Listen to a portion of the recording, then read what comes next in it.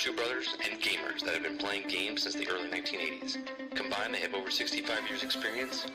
Join them each week as they discuss and rant about gaming and entertainment news. This is Generation X Gaming.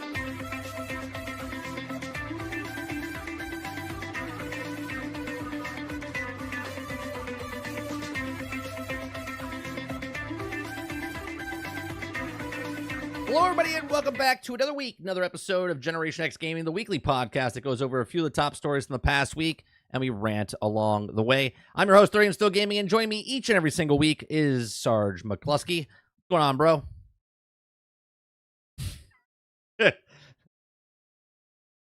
Before we start the show,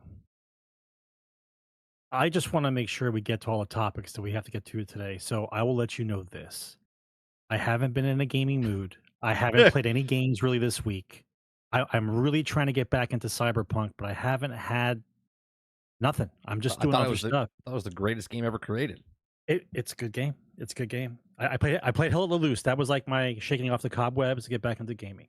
So I want you to tell me about what games you've played, and then I want to get right into the stories because there's too much to waste 40 minutes talking about what we played. We need to get into this. All right, well, those of you that don't know what Generation X Gaming is, a weekly podcast that goes over a few of the top stories in the past week, and we rant along the way. We're here live Thursday nights, 8 p.m. Eastern. You can listen to us or watch us right here on youtube.com/30NSG. If you'd like to go above and beyond that, you can go to iTunes, Google Play, Spotify, Anchor.fm, and anywhere a podcast is listened to. And what you guys could do for me, because we do have a podcast, and a lot of you guys watch it here live, if you could go to those podcast sites, if it is on iTunes, Google Play, Spotify, or any place, leave a review. Leave a whatever it is. It's like leaving a thumbs up over here. Let people know about the content that we do here. If you like it, maybe someone else will like it. Help us out. Get us out there. We're small. We've only been doing it for 10 years. Maybe I think it's time for people might see us out there, you know. So hit that like button, hit that subscribe button. If you'd like to go above and beyond that, become a member as little as $5. We do live streams, uploads, gameplay, and we also do these podcasts on Thursday nights at 8 p.m. Eastern right here. So I appreciate you very much. So let's get to what we've been playing. You know what? I'm going to stop that for a second. I totally forgot. It's been so long. On today's show, before we get to what we've been playing, on today's show, we're going to be talking about Destiny. We're going to be talking about Bungie. Lots and lots of stuff have been coming out of there, so we're going to be talking about that. We're going to talk about Concord. We're going to be talking about Suicide Squad, Kill the Justice League. We're going to be talking about removing skill-based matchmaking from Activision. We're going to be talking about Robert Downey Jr. coming back to the MCU, along with the Russo brothers. We're going to talk about EA's CEO calls the next Battlefield one of the most ambitious projects ever. We're going to talk about Fallout TV show. We're going to talk about your new best friend, friend.com, a little necklace that goes around your neck. We're going to talk about subscription model for mouses. That's right. You've heard this correctly. Subscription service for a mouse. Not a pet mouse. A mouse. Okay. We're going to talk about Ubisoft and Star Wars Outlaws. And we're going to talk about layoffs from Intel. And that will do it for today's show. Now we will go to what we've been playing.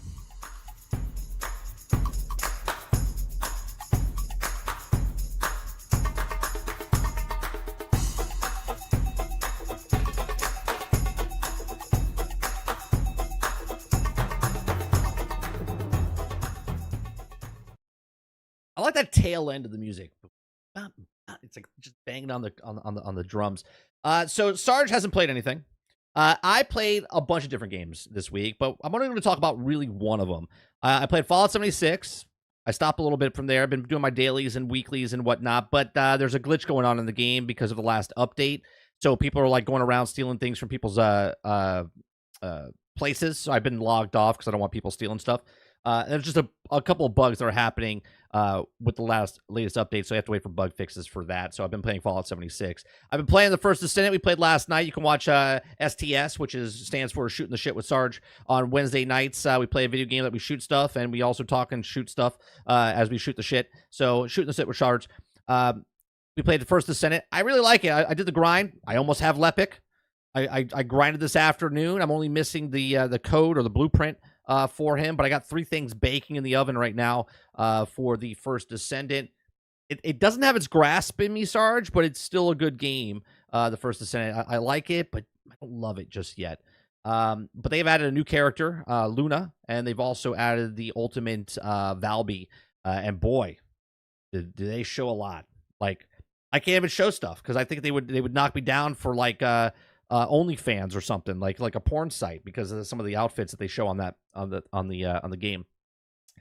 I went back and played No Man's Sky. I played the latest update, the 28th update they've had for the World Part 1.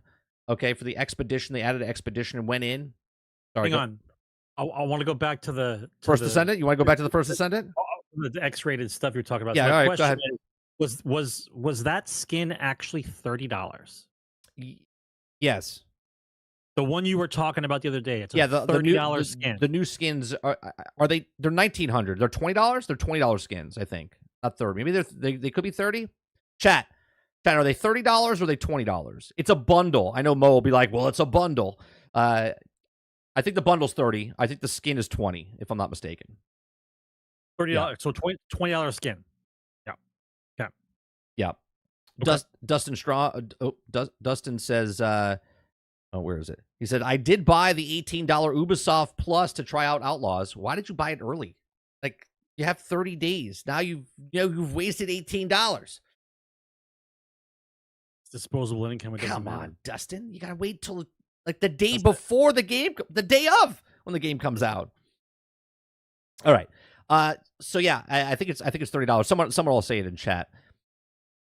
So, No Man's Sky, they've changed this game, and we talk about this game all the time, right? We've been streaming and doing this show for 10 years. They've been out since 20. You talk about it. I mostly just agree with you. Yeah, but since 2016 is when they came out, and the game came out, and it was in dire need of help, right? PlayStation shoved it out there. Sean Murray lied about a bunch of stuff, right? And then they fixed it.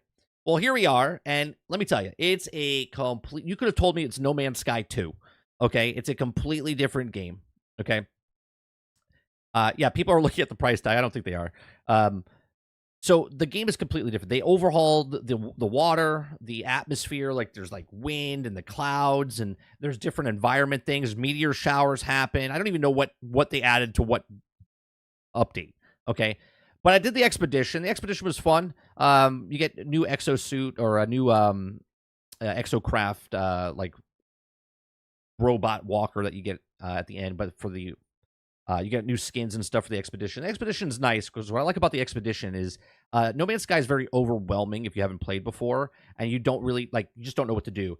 So if you know about the Expeditions is a much more like focused thing. It's like, hey, do this. There's different phases. There's like 5 phases, and you go through about the same thing, but you unlock different rewards and different weapons and upgrades, and it kind of shows you the ropes of the game, and you don't got to put in hundreds of hours into the game to do it. Now, some of the things would be harder than others because a lot of the stuff you have to go.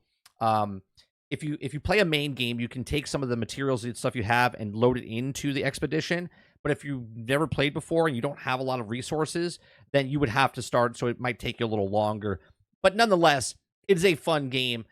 I absolutely love it. It's a great game. I think I might go back for every Expedition that comes back because now it kind of hooked me.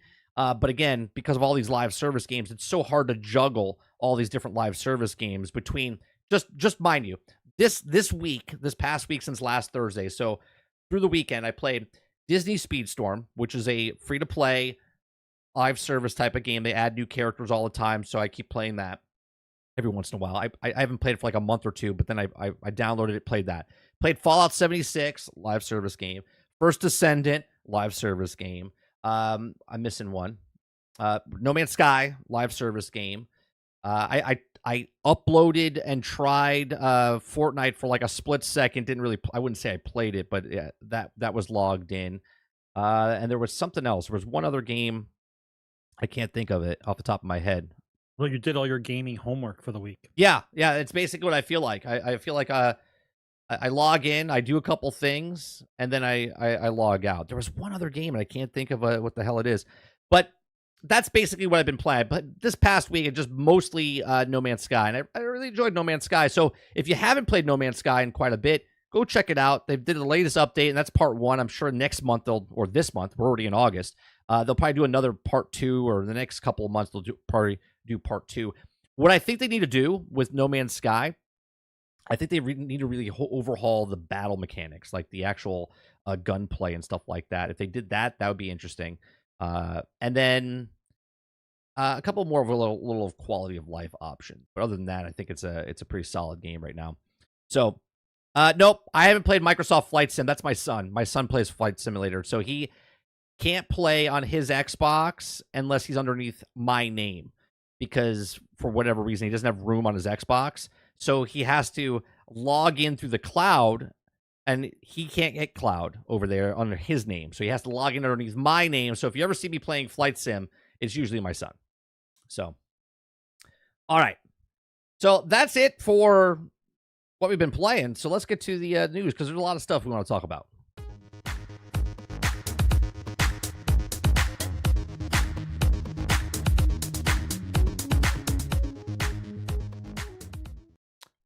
All right, Sarge.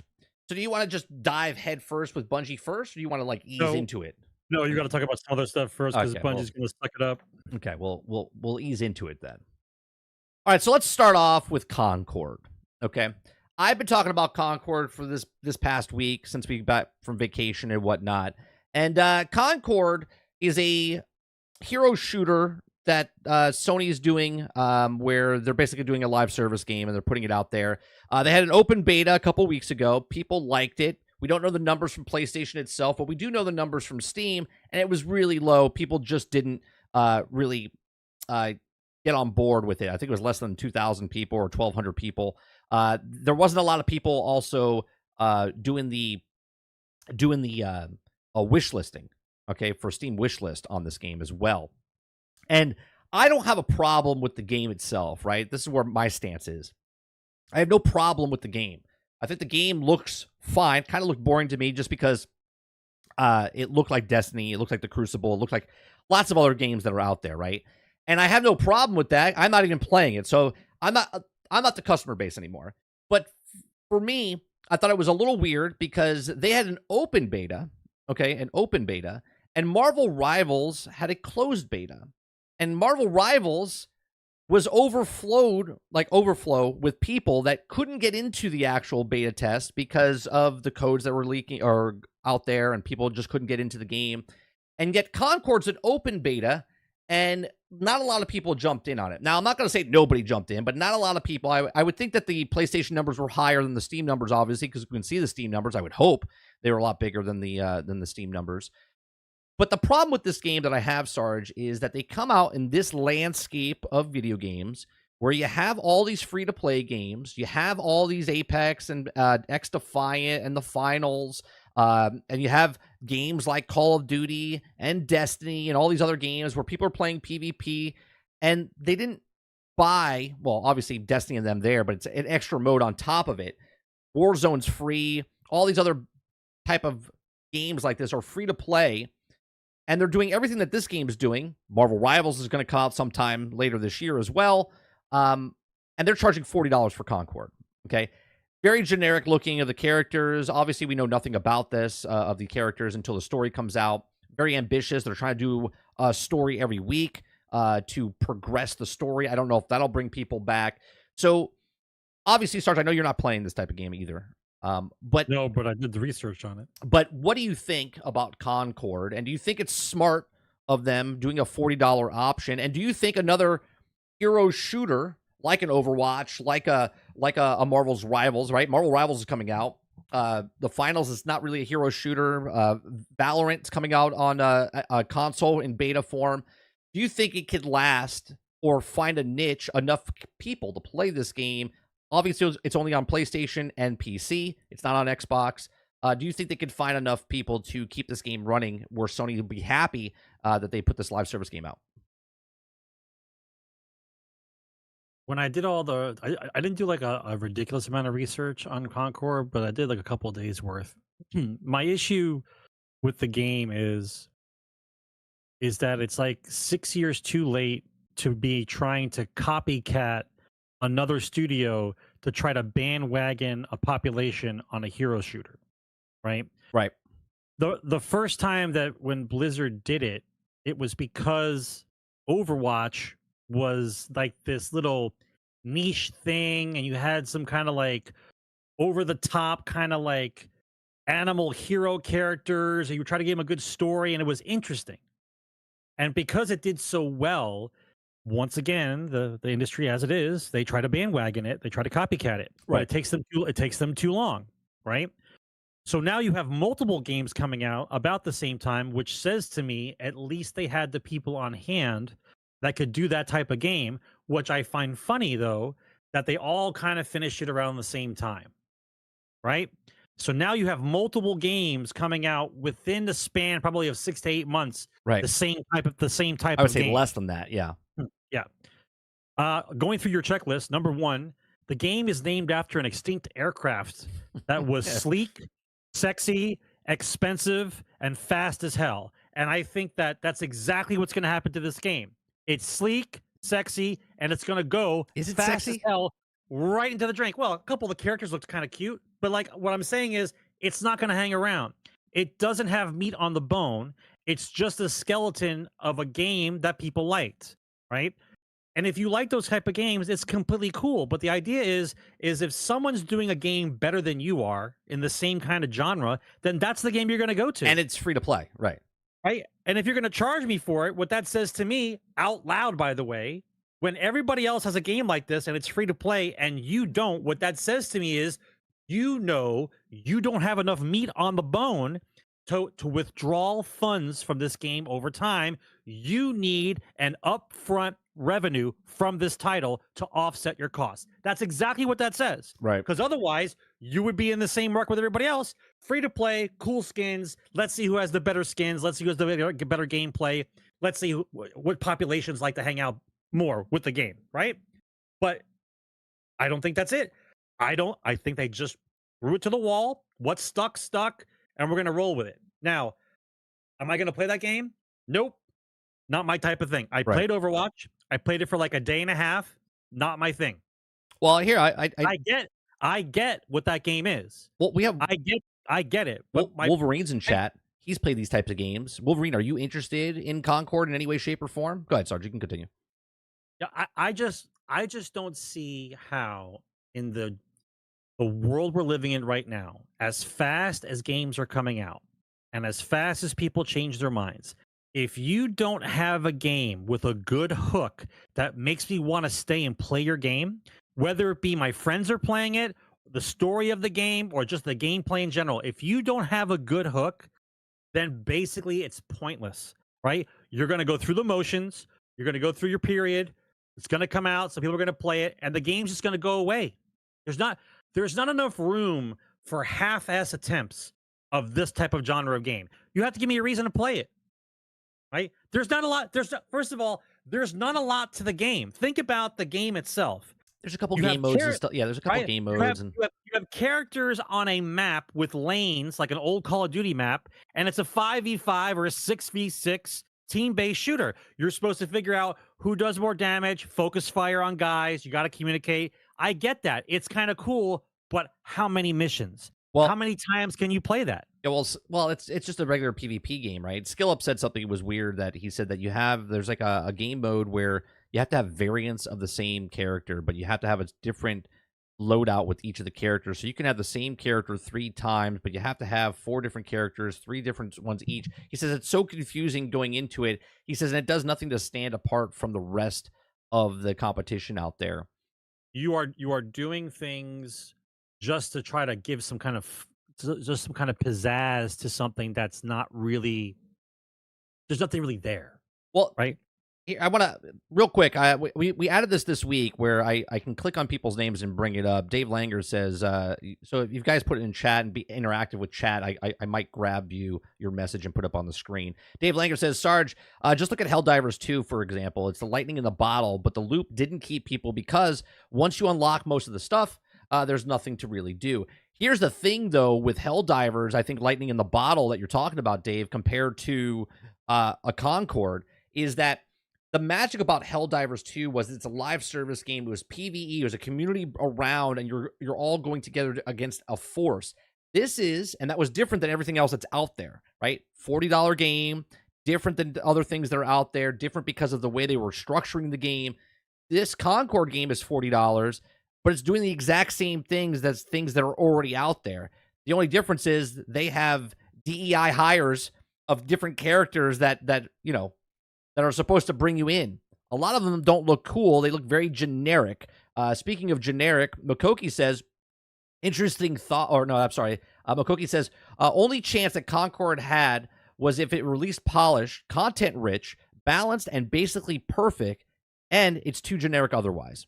And that's just it. Even if I think it captures all of that, Makoki, I still think it's going to struggle. I do. I think it's still going to struggle inside of this. And real quick, Wolverine gets to us. He says, playing games with characters that look like new April O'Neil from the terrible Teenage Mutant Turtles, no thanks. But the game's aesthetics aside, the game wasn't as good as Overwatch, and Overwatch died to me when Kaplan jumped ship.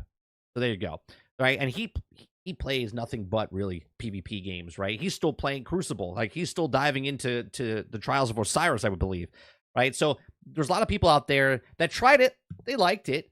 I just don't think there's going to be enough people to drive the force of this. Now, I don't think Sony is also, they're not going to abandon ship on this thing.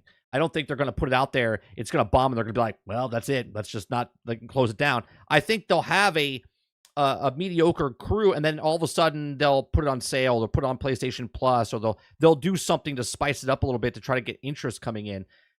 But again, here comes Marvel Rivals. Take the wind out of the sail, basically, of these things, and it's free to play, right? And it's Marvel characters. Right, and it's Marvel characters. It's Marvel characters. Stop at that sentence. You don't have to say anything else. Gameplay, meaningless. Marvel characters, right? And not to mention the little cutesy thing where if you have a couple guys on a team at the same time, there's some kind of bonus moves you can do. Or bonus. Oh, you're talking about Marvel Rivals. Yeah, the synergy type of thing. So that's Concord. Suicide Squad. Really not news, but I thought this was funny. I talked about this earlier this week, Sarge. I want to get your take on this a little bit. Is that IGN, right, came out and said, Suicide Squad killed the Justice League. Cutscene suggests we're now saving the Justice League, which I find hilarious because I said this earlier this week. I said, tell me that you played or you didn't play the game without telling me you didn't play the game. Because if you played Suicide Squad Kill the Justice League, you would know that you're going to go save the Justice League. Now, remember when the game came out, everyone was so upset that Batman died and how they disgraced him, and it was so and Flash is dead and they killed the Justice League. This is not the Batman game we asked for. And then there was we covered it here on the show where there was a calendar that people found and it had a bat signal on there, and it said it would probably come out in November for Batman and whatnot, and they were slowly going to bring the characters in. I had Miller Ross on the show for the podcast I do on Wednesdays, where he talked about how the game plan was like a 20-month thing. He said, but they'll probably make it shorter than that. And since then, it didn't sell well. People gave it shit, and yet these guys come out and they're like, well, Rocksteady can't even do the title correctly because it was called Kill the Justice League, and now they're changing alteration and they're bringing back the Justice League, and it's like, bro, that's the story. The story in the game that nobody played that wanted to give shit to was that you killed the Justice League, or did you? And then there's alternate, and then you have to save these certain characters, and you're going to get them back. That, like, if you played the game, you would know this. So my question to you, Sarge, is, do these people know what they're talking about, or are they're just bullshitting and they just kind of? I mean, people like to talk shit about games that they don't play. I mean, I do it a little bit, but at least I do the research of it. I don't brag about it for 4 days about how I don't play a game. But the issue comes down to like the statement that it's not the Batman game we asked for. This statement that's come out like the last couple of years of like people are upset by a game because it's not the game that they wanted. Well, studies have shown that you guys have never picked the game you played. They've always shown you a game that they wanted to decide that you wanted to play. Right? Here's a game we made. You like it or not? Here's another game that we made. You like it or not? To say that it's not the game that we wanted, you can say that for anything you want, but that makes absolutely no sense. No game you ever asked for. Right, you're just hoping they put a game out that if you're a fan of a game, you're like, oh man, yeah, right. So now, for the 700 people that are playing Suicide Squad, those 700 people are very, very happy. I mean, why is everybody so upset about 700 people being ecstatic and enjoying their video game, right? Just because you're not one of those 700 people doesn't mean you should be upset by it, Right? Because there's a truckload of games behind me that those 700 people don't even have time for because they're concentrating so hard on Suicide Squad. Now, was it fun? Yes, for some people. Was it interesting? Yes, for some people. I thought it was interesting. Did everybody got the feel from it because it was DC and you thought you were going to get your teeth into the meat of like the DC characters and you thought that's what it was going to be? But that's not what they wanted. Right. Because if they wanted that type of game, you would have got that type of game. Instead, you got the game that they wanted to make money on that they were no good at making. Right? That's the difference. Go towards your strengths. Make it till you make it. Studios should be making games that are in the genres that they're strong in. Make a good game and you sell the game. The idea, especially in today's market, the idea is to survive, to make the next game. If you're going to gamble on a live service and you're going to piss off over half of the people that like that kind of game ever, right, you're not going to stay in business. You're not going to be there to make the next game.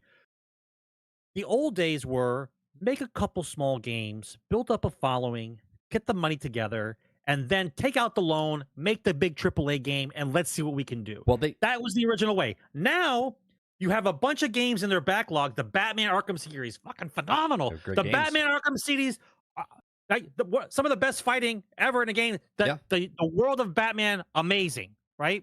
And I only played it for like maybe 2 or 3 weeks, and I stopped playing it because other stuff's on the plate, right? But I enjoyed all the time I was playing with it. Now, that's your bar. Then you threw these guys into a room and said, hey, we don't want you to make anything as cool as what you made before.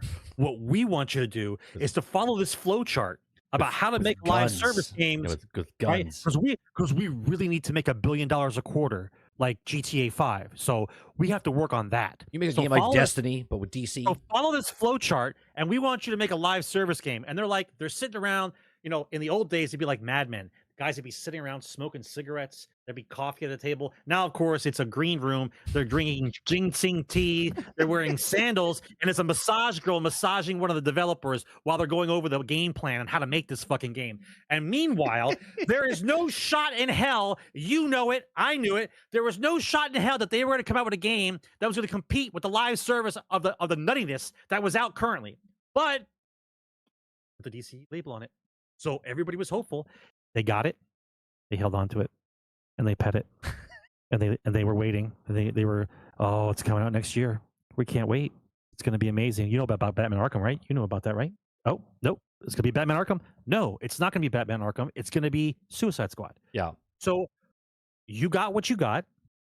The best thing that happened to this game is exactly what happened to it. And I'm not trying to be mean, right? They came out with a game. Let's take out all the negative bullshit that was said about it. Yeah, all the stupid fluff stuff. In the 3 months that it came out, it was just a barrage of just animosity. Got it, right? But if you take all that out and you just did what happened was not play the game. Right. See, the good news here is not playing that game sent a flare up the ass of the CEO, and for them to say, well, we can't do that again. Right. And that's the win for us. Right. You don't get to see another game like that from them because they know it was shit in the wind. Which is fine. It's a learning experience. Sure. Not every.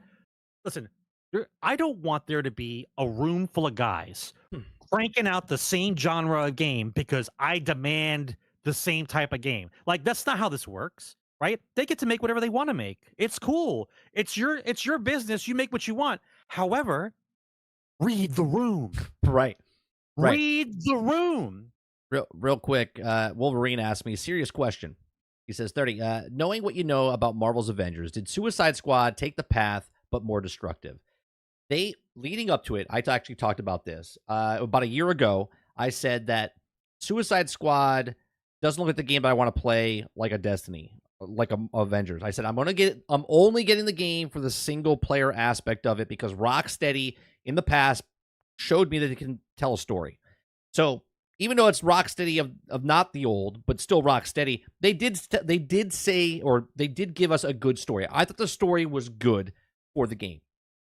Was I happy with the game? I mean, I played 100 hours of it, but I played 100 hours of it because I wanted to play the different characters, go through the city, see what the stuff was, how the weapons did. But if you just buy this game, they did a very good job with the mechanics. The base of like what Anthem was, they did a really good job what the core of this game is, and they had the runway. They laid it all out. I talked about the upside down triangle, like you're doing all these things throughout the game, and then as you got to end game, there was more things to do, but then they self-destructed. They did it worse than what Marvel's did. They did it worse than what Anthem did. Anthem didn't have an end game. Okay, Marvel's had an end game, but they kind of stumbled at the goal line. Okay, and then they delayed it, and that's what killed them. These guys put an end game out there, but they just kept it the same. It's like, do this mission on the rooftop. Now I'll do this mission on the rooftop, but it's snowing. Now I'll do this mission on the rooftop, and now it's wrapped in a present. Now I'll do this mission on the rooftop, and it's got a vine on it, right? Like, they completely stumbled. It's like they got there and said, we learned our lesson through all of this for all these other games that came out, and then they tripled down on that one thing and didn't expand it. And it seems like, to me, that they ran out of money, ran out of time, did something along the way and said, this is it, put it out there, and we'll just let it go. Because they knew from that, in my opinion, they knew from that first trailer, when they first showed everyone jumping around, everyone's like, you're shooting purple pimples. That's when they knew. They're like, oh, yeah, it's not hitting home with a lot of these people. So yeah, it's more destructive than Marvel's Avengers. The issue has always been the same. They are willing to spend 3 to 5 years trying to copy a genre of game in order to make the windfall that they think they're going to get. And when they don't get it, they just plead whatever excuse they want. They knew what kind of game they were doing. They knew the entire time what they were going for, right? So now if you weren't looking at the games that were currently out and what was working and what wasn't, right? And you weren't putting that directly into your whiteboard of what you guys were doing, then you were basically just pissing into the wind. You thought the DC name was going to carry you, and you thought you could MVP this into a game that you could have people play for 6 months, recoup the loss, and move on, right? That's what you thought. What they wanted was the GTA 5 money, right? I got news for you. Nobody is getting GTA 5 money, okay? No one is, okay? So stop trying to copy it, right? You went for that. You failed. It's cool. I don't hate on Rocksteady. Rocksteady is a great company. They make good games. But when you chase the dollar instead of chasing what you can do, right, then it shows what you're going for. You guys aren't going for the next great game. I'm sorry. So am I to believe that they were bored of being successful? Is that a thing in the gaming world? If you make 3 great games and you're bored of Batman, I get it. You're bored of Batman. 100% agree. You were successful. You moved on. Now you wanted to try something else. I think if they That's fine. I think if they doubled down and made it like comic book styles type of stuff and made Harley Quinn look like a character from the first Descendant, I think SBI, DEI, whatever you want to call it, had major influence on this. Hence what Wolverine is saying. He was making Mr. Freeze a female lesbian, just icing on the cake.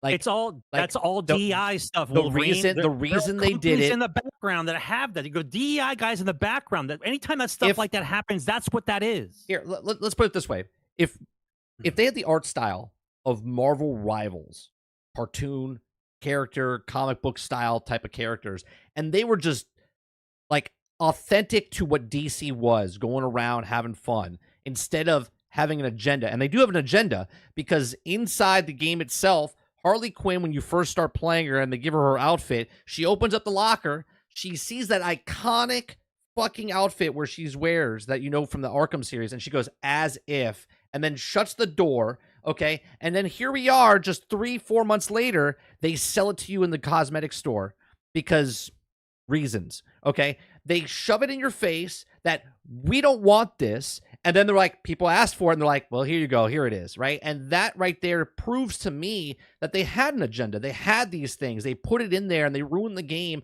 because of these things. And you could call people sexist, misogynistic, racist, whatever you want to call them.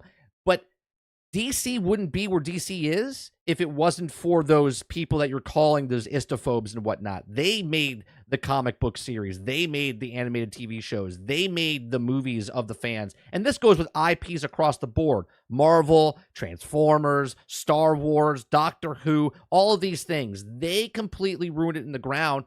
And like Sarge said earlier, this is perfect because we didn't, well, I played it, but the majority of the population didn't buy the game, and now they learned their lesson. They said, well, as the reports say, they lost almost $200 million that quarter because no one bought the game. And now they're sitting there with their dick in their hand going, well, what do we do with this? And they're like, well, let's give it away for free on Amazon Prime. Maybe we'll get some of those suckers to give us $10 for a microtransaction skin afterwards just to recoup some of the costs.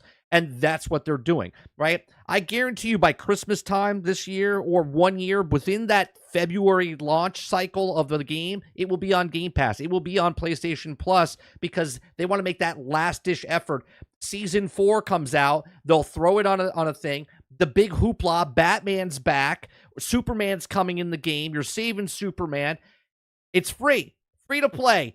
Come on in, play the game, whatever. Remember, they still don't even have the single player offline mode in the game yet. They don't have that yet. That was supposed to be at launch. They said they're going to put it in at the time. That's at the tail end when they go, we're not supporting the game anymore. Here's offline mode. Oh, and by the way, season 4 is coming out. Batman's coming in the game. Here's the extra characters. Deadshot's coming in the game. Or is it Deadshot's already in the game? The hell's his? I can't think of the guy's name now. Deadeye? Which guy? Deadeye? No, Deathstroke, right? Deathstroke coming in the game. It's all right. My brain's still working, right? Deathstroke's coming in the game, and that'll be the big thing. But the ship has sailed. Now they're looking for people to get it in for free, pay a microtransaction, recoup some of the costs so they don't lose their asses off of this. Maybe they'll lose 10 million instead of 200 million, right? It. By the way, it's okay to fail. Sure. Right? It's okay to fail. I'm not mad at that kind of stuff. I get disappointed because I think at this point there's a lot of good development teams out there, and I'm sure between all the firings over the last 10 years that some of these guys have gotten together and seen each other again. Like they were in a company, they were fired, they went to someplace else, they got back together again. They see the same people. I'm sure you're running into the same people. You would have to be running into the same people because there are so many layoffs in the last 5 years, right? So by that token, you've got a vetted group of guys who know how to make video games. So it's almost like we're in some kind of like ridiculous development lottery, and we're hoping that the certain balls that all know how to work together are going to come up in a line for us, and they're going to make a game because we know that game will be good. But instead, it goes back to your analogy where they're treating these development teams like a box of Kleenex. Yep. Like it doesn't matter. Well, it doesn't. We want a live service game, and like we don't want to do live service. Well, that's what we're gonna do because I'm gonna keep pulling out tissues until we get a live service game, and then you guys are gonna just keep moving on. I just find it sad that we're in this predicament. Like I know the talent's out there. I know it is because we see glimpses of it as time's going on. What games come out, like Hogwarts Legacy, right? Nobody cared about that studio. They mentioned it here and there, but all of a sudden Hogwarts Legacy came out like, wow, these guys did a great job. What a great job. Especially to like the fans of like Harry Potter. Like what a great job they could do. Now, so knowing that those people exist, when you see this other group of people come out and like literally don't care, like the group who did Free Fall are oh my God, I can't even say the name. I'm blanking out. The horrible one, the vampire one. Redfall. It's all right. Redfall, right? See, Sarge blanked it out. Literally got rid of it out of his head. They said out loud in their interviews and in the stories written about we were just hoping we get canceled. Like, what are you, like 7? Like you wanted dad to ground you so you didn't have to go to school? Like, what are you talking about? Right? You had a job to do the job, right? So now what happens to those people that you didn't want to do the job? Now you got fired. You're basically walking around blacklisted because you were assigned to do a job and you said, I didn't want to do it. I don't like it. You know Well, what you don't like you don't like the job. That's great, but that was your job. You know what I just realized? The other game I couldn't think of I was playing this weekend? It was Suicide Squad. It was Suicide Squad. I totally forgot I was playing Suicide Squad to try to unlock Karen Freeze. And I got to level 12 and I went, I can't do it. I can't do it. I got to get to level 25. It's like yanking teeth. It's like yanking teeth. I'm like, all right, well, let me go do this same mission 25 times or do one mission where I get the mastery ranking to 30 and then I go up 5 levels and then I only have to do that 5 times. And it's just like, oh, God. Or you can just pay $10 and get Karen Freeze. And it's a struggle. It's a struggle. Maybe I'll get it. As Dolphin's saying, jokes on me. I bought it for $100 version. Gonna wait until the all the last characters out, and then I'll re-download it. Yeah. Here's the thing. That's why I say don't pre-order. Don't pre-order. Give them the money up front because you have to wait for the game to be complete and done, and then you can re-download it. Right? You could just think you could wait 1 year. And you could pay. They'll pay you to play the game. Right? They'll pay you to play the game. All right, let's go to the next story. Here's another one, Sarge. We're kicking it up a notch, getting ready for Bungie. Okay, the next story is EA CEO. Okay, says that calls the next Battlefield. The next Battlefield one of the most ambitious projects in the history, as all hands get to work on the Battlefield universe. What's the Battlefield universe, Sarge? What do you think? I said what I thought earlier this week. I'll say it again afterward. But what do you think the universe is? What is Battlefield's universe? Well, it's basically a dystopian nightmare because what they want Battlefield to become, and let's be honest, because EA is now a one-trick pony, right? They're trying to fit the square peg of Battlefield into the round hole of Madden, right? I think what they're trying to do is they want like Battlefield to be like Warzone. Yeah. Where it's a constant thing, it's a constant battling thing going on, but you build teams of guys and then you can sell them skins so their team looks cool and the vehicles to match. Like you're basically trying to make but like completely. Like there's no single player, it's just online only. You can play it on all platforms, including mobile. Like that's what they want.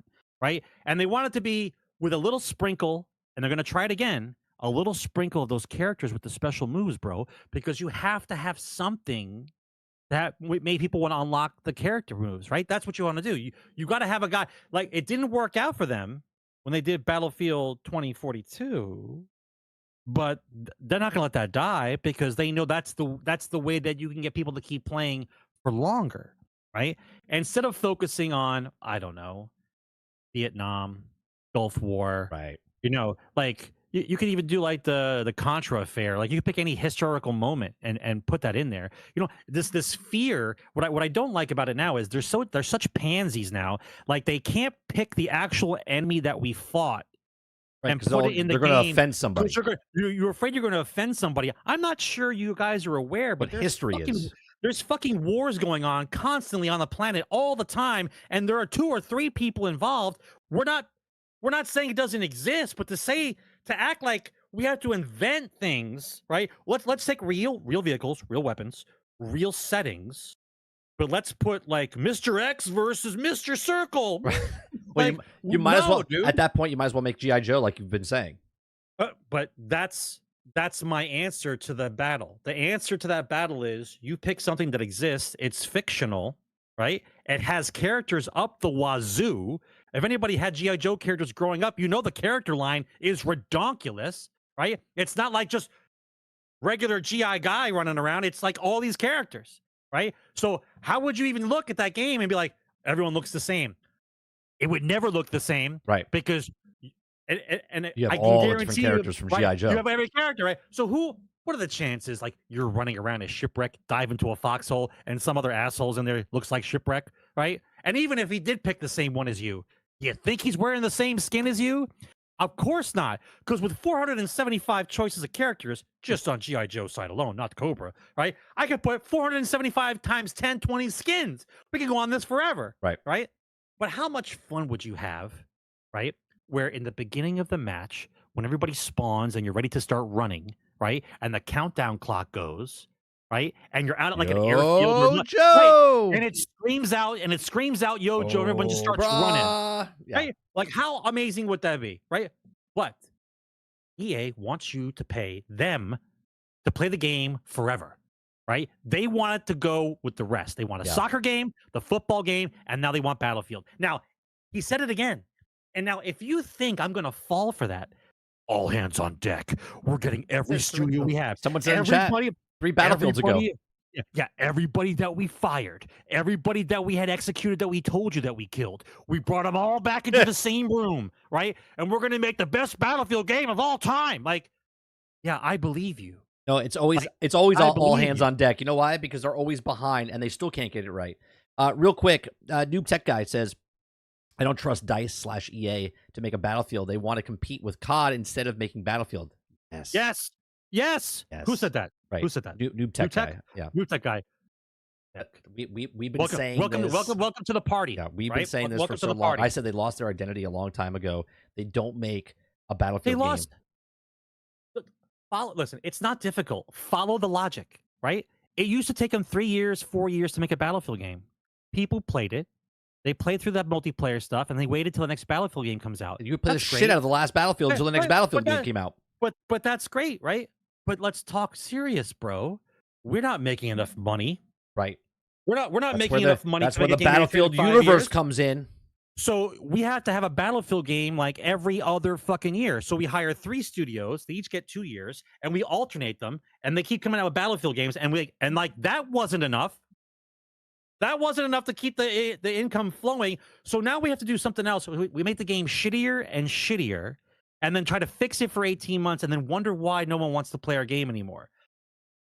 It boggles my mind, especially right now. For those of you guys who play first-person shooters, take a look at the landscape, what's out there. Like, actually take a look what's out there. If somebody with half a brain would put together a team of guys, they could own the first-person shooter market with a really good game. Because right now, everybody's vying for position, and none of them have like the soul to make a decent game that's team-based. Like, Hell Let Loose is very niche, right? Yeah, but it's a very good game, but it's very slow-paced. Yeah, Squad's good. The other one is something 44 came out. Like, they're all good, but it's not like everybody's clamoring that they gotta play it, right? You need to have that game again, right? And they want lightning in a bottle every year. Don't get that, right? I don't understand how they don't understand this. Like, it doesn't work that way, right? Battlefield 3 was a great game because it was a great game. We played it until the next Battlefield game came out. We all loved it, right? We all loved it, right? It wasn't over the top crazy. It had cool stuff. Did they try to one-up it every time? Yes. But then they wanted to keep lowering the quality. MVP. Lower the quality. MVP. So what is EA going to show me? Like, just spitball for a minute. What do you think they're going to show me? After 2042, I think they're gonna after the abomination of 2042. What are you gonna show me? I think they're gonna double down into what Portal was. I think Portal should have been the game that came out, not 2042. I think Portal itself, standalone, could have been a game that could have been out, and right now it could have been year 2 of Portal, and year 3 of Portal, and year 4 of Portal. Like, you could have kept adding all the other Battlefields, updated in the new Frostbite engine, and kept people coming back and having these live service. When you said earlier Warzone, that's exactly what they want. I'm not saying that they're going to do the big battle where it's just like exactly like Warzone, but they want Warzone what they're doing. Not only do they want to be this continuous live service game, but I think they're going to go in. I think Battlefield is going to go in on like the Nicki Minaj like skins and different things like that for sure, right? Maybe they put a story mission back in, maybe, because when you talk about a universe, maybe they're talking about in general. Maybe they're making a TV show. Maybe they're making a comic book series. Maybe they're making a movie of Battlefield. Maybe they're making a live service of Battlefield. Like, they're talking about the encumbrance of Battlefield universe. Like, there's different things that you can do, but they don't need to do any of that. They just need to make a Battlefield, right? Like, pick a time, okay, and make a war. That's it. Don't worry about offending anybody. Don't put anybody with like prosthetic limbs in there that they're from, right? Like, that was the biggest thing with Battlefield 5. They were putting women in war, and they're like, well, there was that one sniper crew that was a French thing. And you're like, bro, people want to play Battlefield not because they have bionic arms and they're swinging from things and all this other stuff. Like, just make a Battlefield. Like, you literally have history all on your side, and all you got to do is pick a time frame, put it in, put a big scale battle of fighting, and put tanks and jeeps and planes and let me play the game. Nope. They're like, we got to be like Call of Duty. You got to swing from a jetpack. You got to flip over the thing. They tried so hard to make 2042 what we made Battlefield and had those Battlefield moments, okay? They used the nostalgia. They used the stuff to try to sell it, and it was nothing like that. It was nothing like that. They're overthinking this. They're overthinking this. Well, completely overthinking it. A Battlefield moment wasn't because it was scripted and it was something from the dev team. A Battlefield moment was because the game mechanics allowed you to do fun shit and you created your own moment, right? That's what made it fun. You tried to do whatever in that game. C4 on jeeps crashing into tanks, jumping jeeps off dams, trying to crash into a helicopter. Like, all the stuff that they allowed you to do, the game mechanics allowed you to have the fun. Now it's like this. I don't know what they're trying to do, right? You have, as you said, everything is on your side. All you have to do is make a fun game, right? Good shooting mechanics, actual weapons that exist, that fire the way they're supposed to fire. Lord knows there's at least, I don't want to say a lot, but at least 250,000 to 1 million people who play first-person shooters who know real weapons and are like, this isn't the fucking gun. Like, why are you giving me this gun and it's nothing like this gun? Because you just wanted to put the gun in there to make people feel excited that we have choices when all the guns shoot the same way. Another skin for that gun. Take some fucking time, make the fucking gun, and make the gun do what that gun does. You can go to a shooting range and fire any gun you want, right? If you can't find the gun here, go to Vegas. They'll let you shoot anything in Vegas. Go have a field day and test out every weapon on the planet. Decide which 50 you want to have in the game, and then use those. Right. Real quick, I want to go to chat real fast. Noob tech guy, I swear to God, it's like you're saying exactly what I've been saying the longest time, right? He says, I'm a 40-year-old, and I'm he's a plant. He's a plant from some company. I'm sorry, but I will say this, but Bad Company 2 nailed it, and Battlefield 3 was great, but had less destruction than Bad Company 2, and was DICE's peak. Chat, what have I said? I said Bad Company 2 was the peak, and everything after has gone down. Yeah, but Noob Tech, I think Noob Tech is my alternate ego. You realize the reason why they got, and this is why they listen. Sometimes they listen too much to bullshit, right? The reason why there was less destruction in Battlefield 3 than in Bad Company 2 when they kept going, the reason for that is because people used to play the maps for so long, there was no longer any cover because they would destroy all the cover. So it was just all open ground and people were just shooting at each other, and they didn't like that. Well, I got news for you. That's what happens when you're stuck on the map and you destroy everything that's there. Yeah. Right? Does the match end at the same time every time? It does. That's unless you rush and pin them up, right? That's why it's good. Yeah, it was so good. And then one more thing. He says Jack Frag has an earning call video I just watched, and they want Battle Royale. I know. They want Warzone. They want that Battle Royale. They want that Warzone. I don't need I don't need analysts to tell me this. I can see the writing on the wall. When you say universe, they want this ongoing live service game, right? A couple years ago, their plan was Battlefront, Battlefield, Battlefront, Battlefield. But then Last Jedi came out, and they had to salute that Battlefront away, and they're like, what do we do with Battle? We're missing. What do we do? Well, how about if we make Battlefield 2042? All right, cool, right? And they had to fill in the gap. So I'm a little worried that Battlefield is no longer. Had a great time again. Read the phrase again. Read what he says. I want to hear that again. What phrase? Where he says how we're pulling everyone together. Read that phrase on the EA on the little blurb you just read before. Oh, I didn't read it at all today. I read it earlier. He says we're gonna pull all the people together. I want to hear that one more time. I'm trying to dissect the sentence. I don't remember where this was. Okay, I wouldn't know to hear Wilson talk about the next one. It's just one of our top priorities. It's also one of the most ambitious projects in our history. We brought together the very best team coupled with the resources and technology they need to deliver the epic Battlefield experience. Despite the studio closure earlier this year, Wilson has previously referred to the team working on the next Battlefield as the largest Battlefield team in franchise history, set to build Battlefield universe across the connected multiplayer and single-player experience. I imagine that's the kind of stuff that might sting if you're one of the devs on the now shuttered studio. That's basically it. They're bringing everyone together. Right. So they're bringing not multiple teams. They're just bringing people together to make one large team. Well, right. But to have a multiplayer and single player experience. And I think this is why the universe means that they're going to bring like story missions back. They're going to try to bring back as much as possible, but they're going to lean on Call of Duty. Call of Duty is the single player campaign and the multiplayer. And now they have Warzone. EA can't think for themselves. They want to do exactly that. They want to put a single player campaign. They want to put the regular multiplayer Battlefield, and then they want a Warzone. They want a Battlefield. The battle royale that came in Battlefield 5 was horrendous as well in the beginning. It got better, but then they bailed on it or whatnot, right? So that's where they're going with. They lost their identity. Instead of you want to compete with Call of Duty, don't be Call of Duty. Because if I want Call of Duty, I'll play Call of Duty. Okay, but I don't want Call of Duty. I want a game that's not Call of Duty. Hence, when people are bringing up Delta Force looks good. Delta Force looks like what Battlefield should be. BattleBit Remaster minus the graphics is what Battlefield used to be. Just fun. Gameplay, maps, just fun, right? And you can communicate. They should evolve like what Hell Let Loose has done.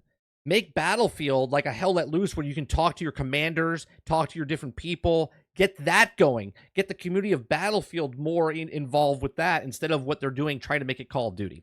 That's Squad, but that's Squad. That's already out. That's Squad. Like that's the issue.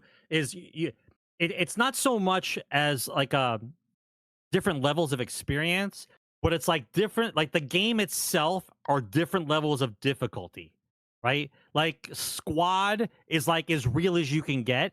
Like a shot anywhere in the chest pretty much is almost a guaranteed kill. Like if you get arm shot or whatever else, you have to heal somebody. You have to drag them. You have to literally drag them away from the firefight and bandage them behind a wall before you get killed. Like that level of realism. Then there's Hell Let Loose, kind of realistic. Shots are based on range and where you hit, right? Same kind of thing, but not so much of the craziness of the medic system, right? Then you have Battlefield, which is more, I'm not going to say totally arcadey, but a little bit more arcadey, right. More faster. Things are moving around quicker, right? It's just different difficulty levels, right? And this is why I say if there was a smart group out there, they could own it right now. They could be number one. EA would take a dump in the pool, and it wouldn't matter, right? Nothing would surprise me anymore because somebody else would take the trophy of how to make a first-person shooter, right? The market is wide open for someone to do this, right? Hell Let Loose is floundering. Squad doesn't have enough population. These other games people are playing, but it's not like everybody has to play it, like a Call of Duty. Like it's not that way, right? How much zombies do you need? So it's so played out. All right. It's halfway through the show. Let's start with let's go to the Bungie talk, okay? Because that'll take up a bunch of time, right? So yesterday, around right after my stream happened, Bungie put out a message onto Twitter. Okay, Pete Parsons writes the new path for Bungie. Right, so everyone came into my chat yesterday and was like, "Sony takeover is happening. It's happening. It's happening." Before I even read anything here, I've said for many, many, many years that Bungie can't manage money. There's just something about it. They just don't have a handle on money. Everyone thought I was crazy. I said upper management is absolutely crap over there. I knew this back in 2016 because I went to TwitchCon. I went to other conventions, talked to some people, get to know people, conversations, listening to people. People drink. They like to get loose and speak a little bit. And that's when I was like, I don't really like Bungie. Right? I like Destiny. At that time, I really liked Destiny because that's before Destiny 2. Okay? Destiny 2 comes out, and then I started seeing the writing on the wall, and that's when I was like, upper management, man. I was like, I'm out. I was like, I can't do this. I struggled after like 2018. I struggled to keep interested into what the game was and whatnot, and I fell off big time. And I said, time will tell, and things will come out, and things will happen. And slowly but surely, last year, November, they did layoffs, right? They did layoffs with Sony, and Pete Parsons said that we kept the best people. We kept the best people. We got rid of the basically the dead weight, right? He was trying to rally the troops that are there by saying, like, you're the best. We didn't get rid of you. I like you. You're staying here, right? Yeah, they got rid of 100 people, and they said they weren't going to get rid of any more. And they said, we're keeping the best people so we can do the last final shape, right? Then we hear that it's delayed a little bit and it's getting pushed to June, and then this year started, and they went on about their business. Now, to fill in the gap a little bit before we read this again, you got to remember that Bungie was with Microsoft. They left, started because they want to be their own publisher, and then they went with by themselves, and then they couldn't do it, and they said, well, we partnered with Activision, and they went with Activision, and then it was Activision's problem. It's Activision that's keeping Bungie the problem, not Bungie the problem. Activision's the problem.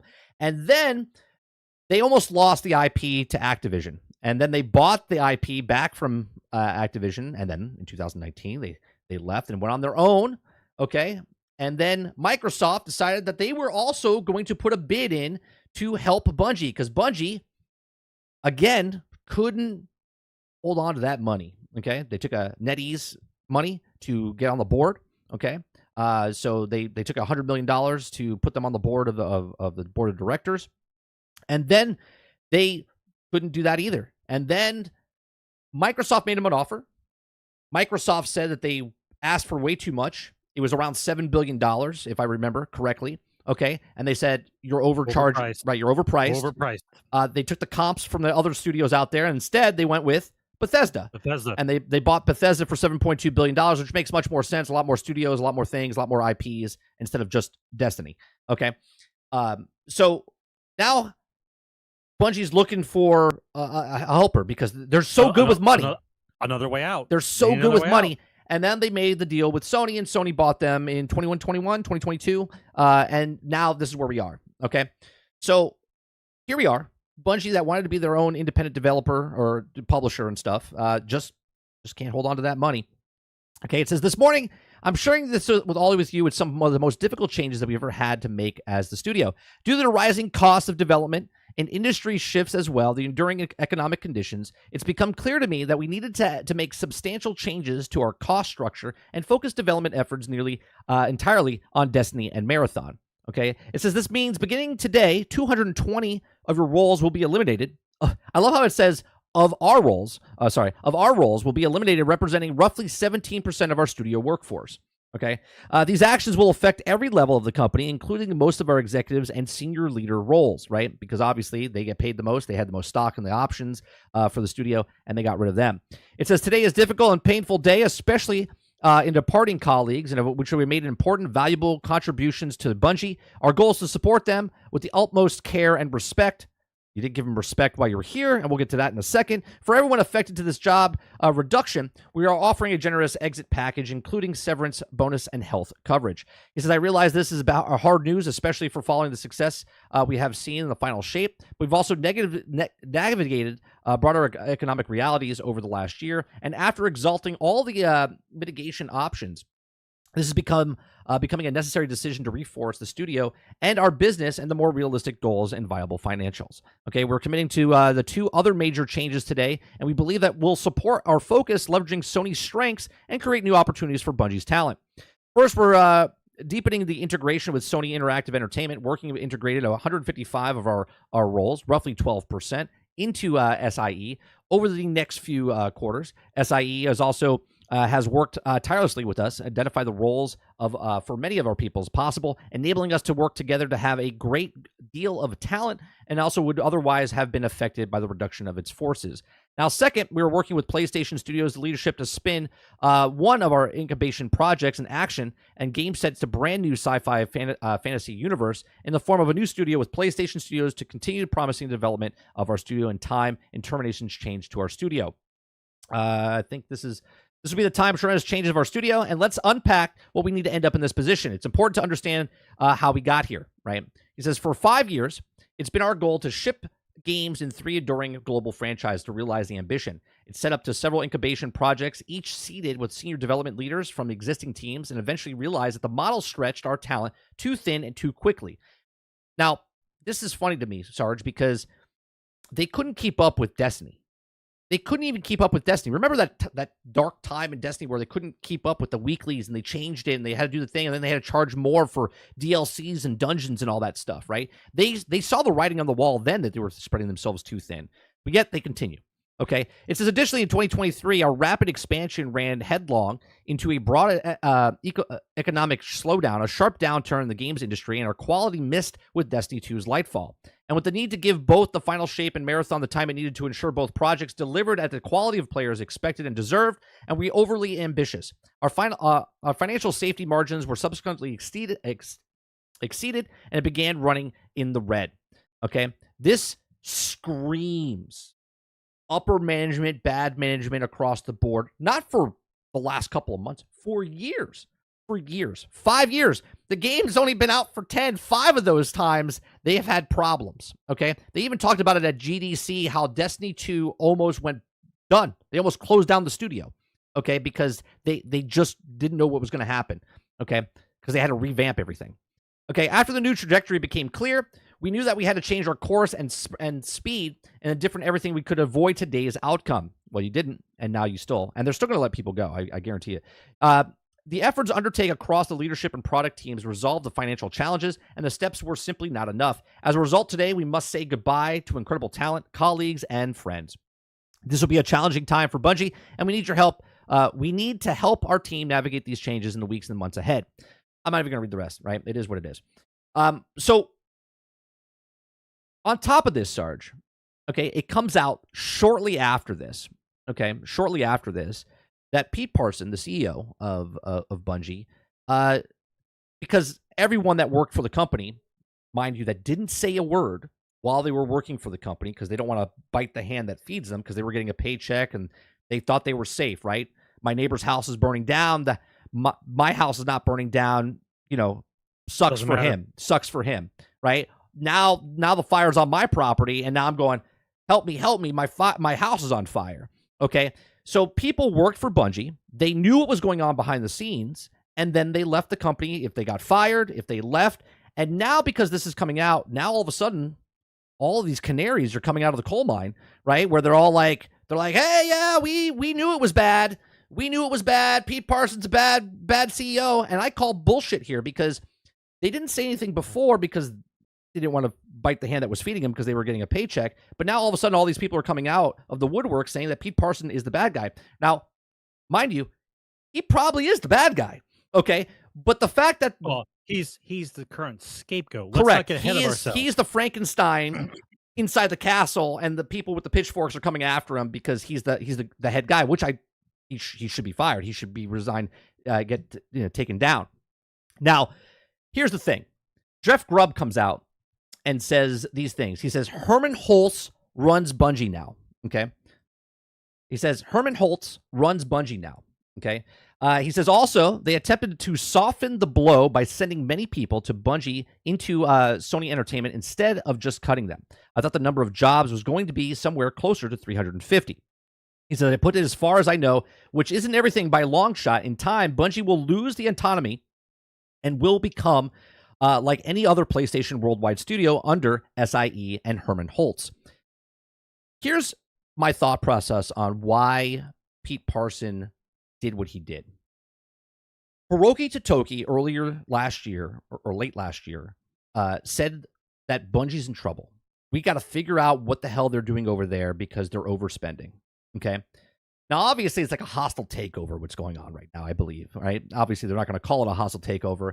But I think Pete Parson came out with this twab or whatever you want to call it, this statement, because he's going to get pushed out. And he knew he was getting pushed out. And Holtz didn't want any other drama going on, right? And I'm speculating 1,000% right now. Okay, I'm speculating 1,000%.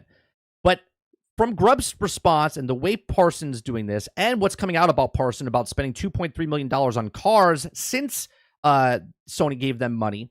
they're just building. They're building Sure. up the case of bad optics. Don't Sure. look at that as a deciding No, no. factor. That's only him. No, I get that. Understandable. Go ahead. Right. So my thought process here is that Herman Holtz came in and said, "We're going to let you go. You're going to make a statement saying what's happening here." Okay.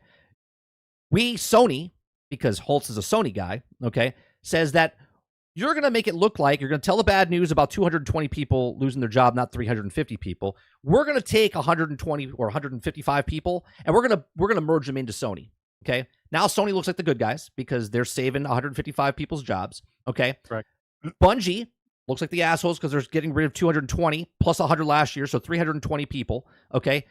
Parson looks like a terrible guy. He's okay because he's going to get the golden parachute anyway. Okay. So he's like, I'll take it on the chin. I'll own up to this, okay? Which then makes the progression of other people looking for a CEO. There's a certain type of CEO that you want for your company, and it's someone that can take it on the chin, and doesn't matter if he can just fire people and whatnot. You see what I'm saying? So he's setting himself up where he's going to get a payday. They're going to get him knocked out. Again, totally speculation here, just my thought process. Herman Holtz comes in. Grubb says he's taken over, and now they slowly integrate Bungie into the Sony mantra of what's going on, make it like a San Diego studios and a Santa Monica studios and all the other things, right? So that's what I feel like is going on. Why Pete came out and said what he said in kind of, it's not a positive light because he's firing people, but taking it and saying that, hey, we fucked up 5 years and we were in the red and this is what's happened and we lost stuff and we just overexpanded too much. But more stuff is coming out, Sarge. More stuff is coming out because Bungie's deep job cuts. Now, again, this is just rumor right now, not official yet. Bungie's deep job cuts were in the works prior to Destiny's most recent releases, sources say. Okay, Acclaim Studio has been shedding jobs since Sony bought it, but employees' IRE is focused on Bungie's leaders more than the bosses at PlayStation. Okay, the second round of deep cuts of Destiny Studio Bungie has less than a year set shockwaves through the games industry on Wednesday, and the cuts were not a sudden move. A sizable new round of layoffs have been planned by Bungie management for months before the launch of the studio's acclaimed Destiny 2 expansion of Final Shape and this past June. Two former Bungie employees told GameFile that the layoffs were announced publicly yesterday by Bungie CEO Pete Parson, who said 220 workers would lose their jobs on the outforce of about 1,300, and Bungie is also working on a parent company, Sony, to integrate 155 of the roles into PlayStation Group, Sony Interactive Entertainment, Parson said. Now, Bungie will also spin out the Incubation Project, an action the game set into the brand new science fiction fantasy, which we already read. Sony purchased Bungie back in 2022 for $3.6 billion, and at least partially due to its development and management. And Destiny 2 is a sci-fi first-person shooter launched in 2017 and had entrenched itself to a beloved free-to-play, massively multiplayer continuity update live service. But Bungie's leadership had overstated that the studio's financial prospects to Sony on Wednesday. Cuts there were needed to stop continued losses and the amount of ongoing reality checks. 3x Bungie sources told GameFile.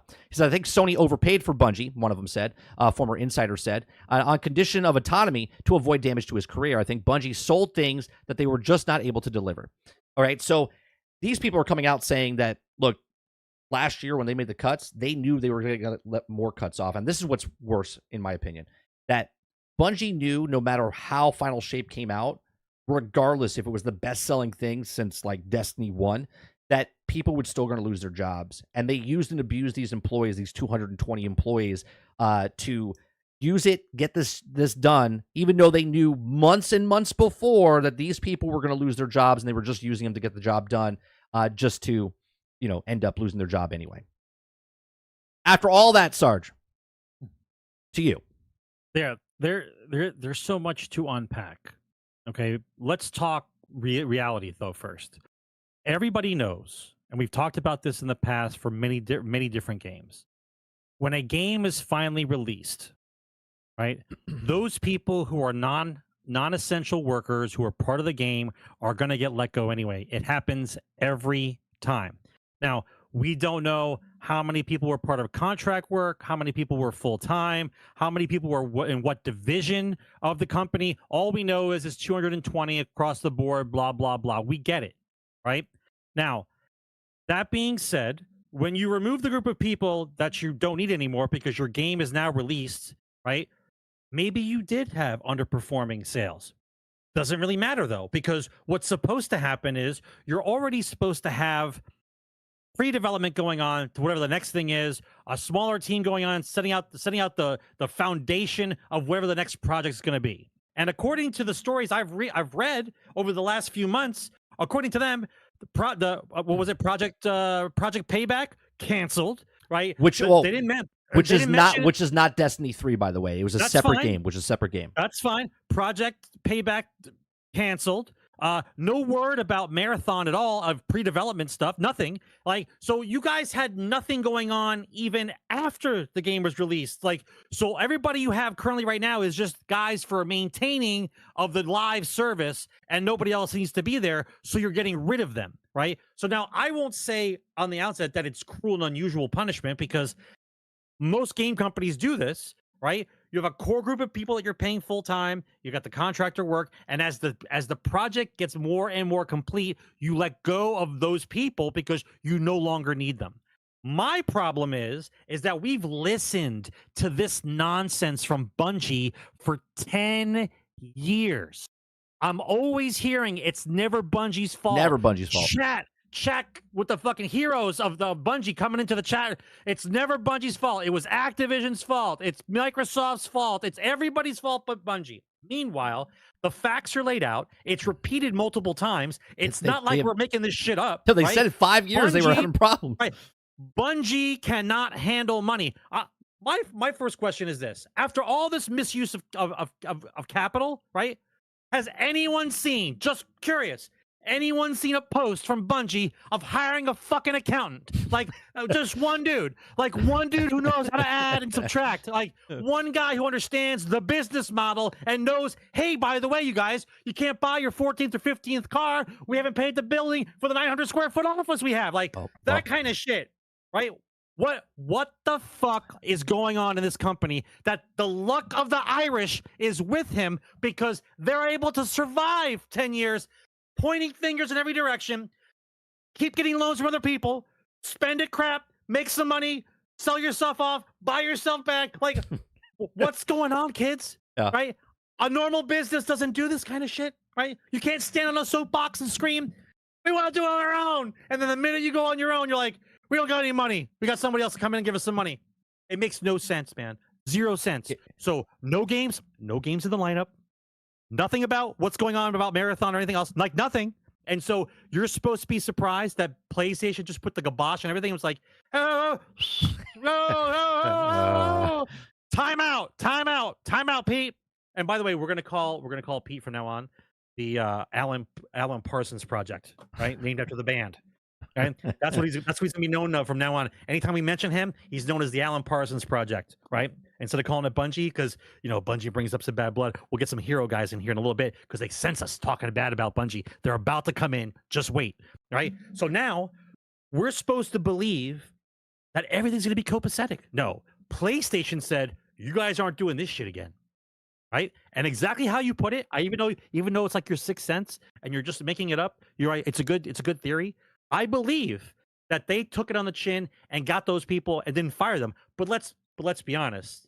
Those people are going to be fired off. Sure, because they're going to go into another section, and then those people are going to be redundancies. They're going to be let go over time. Like, so that's going to be a fart in the wind. No one's even going to be paying attention about that because those people are going to be let go, right? Because if they were read on Bungie's books, they're read on PlayStation's books. It's the same shit, right? You're going to just pluck out a guy out of Bungie and went, oh, this guy's a genius. Let's put him over here. Like, right. No, you got him fired. He wasn't going to stay anyway. Well, they're just taking 155 people from one studio and they're making a brand new studio. They're like, hey, we'd rather start a brand new studio than just give a section of that studio that we bought a project, right? It seems very odd, doesn't it? Well, what seems odd to me is the amount of revenue that Bungie has generated between the microtransactions and the DLC sold for their game and the ongoing thing with battle passes and everybody who loves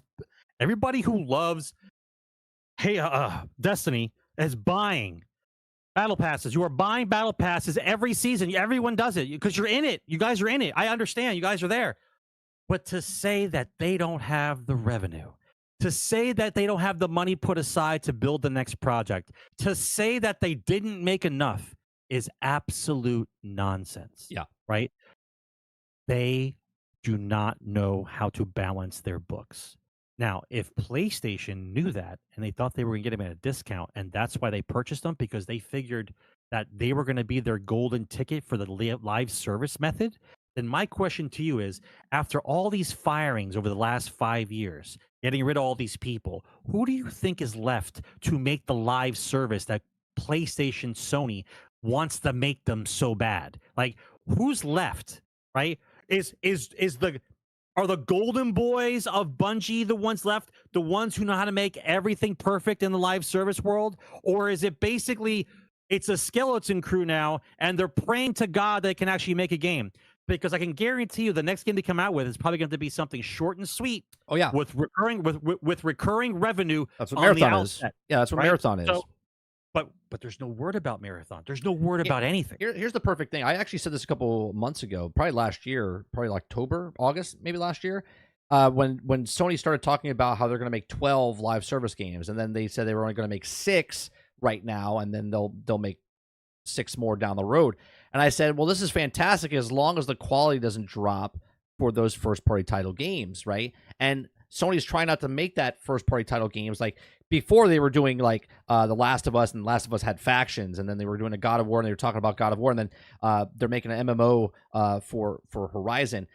Instead, they're like, well, let's make these other games. There's Helldivers, there's Concord, and now there's Marathon. So they're making smaller type games that, I don't know. I'm just going to throw out a price point. Let's say $30 million, $50 million instead of $200 million, right? Instead of making a Spider-Man $300 million, they're like, well, let's make Marathon. And how much is Marathon going to make? All right, well, it's a PvP type of game. It's an arena type of thing. What is that going to cost us? 25, 30 mil, 50 mil? And they're like, yeah, okay. What's our return on investment on that? How long can we get that in the pipeline? How many years are you working on it? 2 years, 3 years? Put it out 2 years. Fix it over the next 2 years, right? Type of thing, which is better than working on a single-player, multiplayer game. It's going to take... We know that the game cost, what, $500 million when they were talking about it, Destiny, back in the day, back in 2014, but that was for the longevity of it. Okay, and they made that money back in the first week when it came out. They sold somewhere around, we don't know exactly, 11 million to 15 million copies of Destiny 1 back in the day. Okay. More people are coming out and saying certain things about Pete Parson, right? They're saying, following news, and several former Bungie employees took to social media today, and they're angry at the decision of the large amount of backlash directed to Bungie's boss, Pete Parson. He says, one person says, you are a liar, a thief. Okay, so many things can't be discussed publicly, which says a lot, because that means this person, whoever said you're a liar and a thief and can't be said publicly, said this publicly, meaning there's a lot more shit behind the scenes that they're not saying, which, couple shots, they'll open up about it, right? You get people spilling the beans a lot about stuff. So someone should do an inside thing there. Okay, needs to step down without a giant Sony payout. Oh no, he's gonna get that payout. Griffin Bennett, a former Destiny community manager, added that Pete's a joke. Okay, C-suite's taking accountability for any of this, or still just withholding bonuses, and will also be settled in-house. Bennett wrote in another post on X. And he says, poor leadership has crushed one of the greatest developers of all time.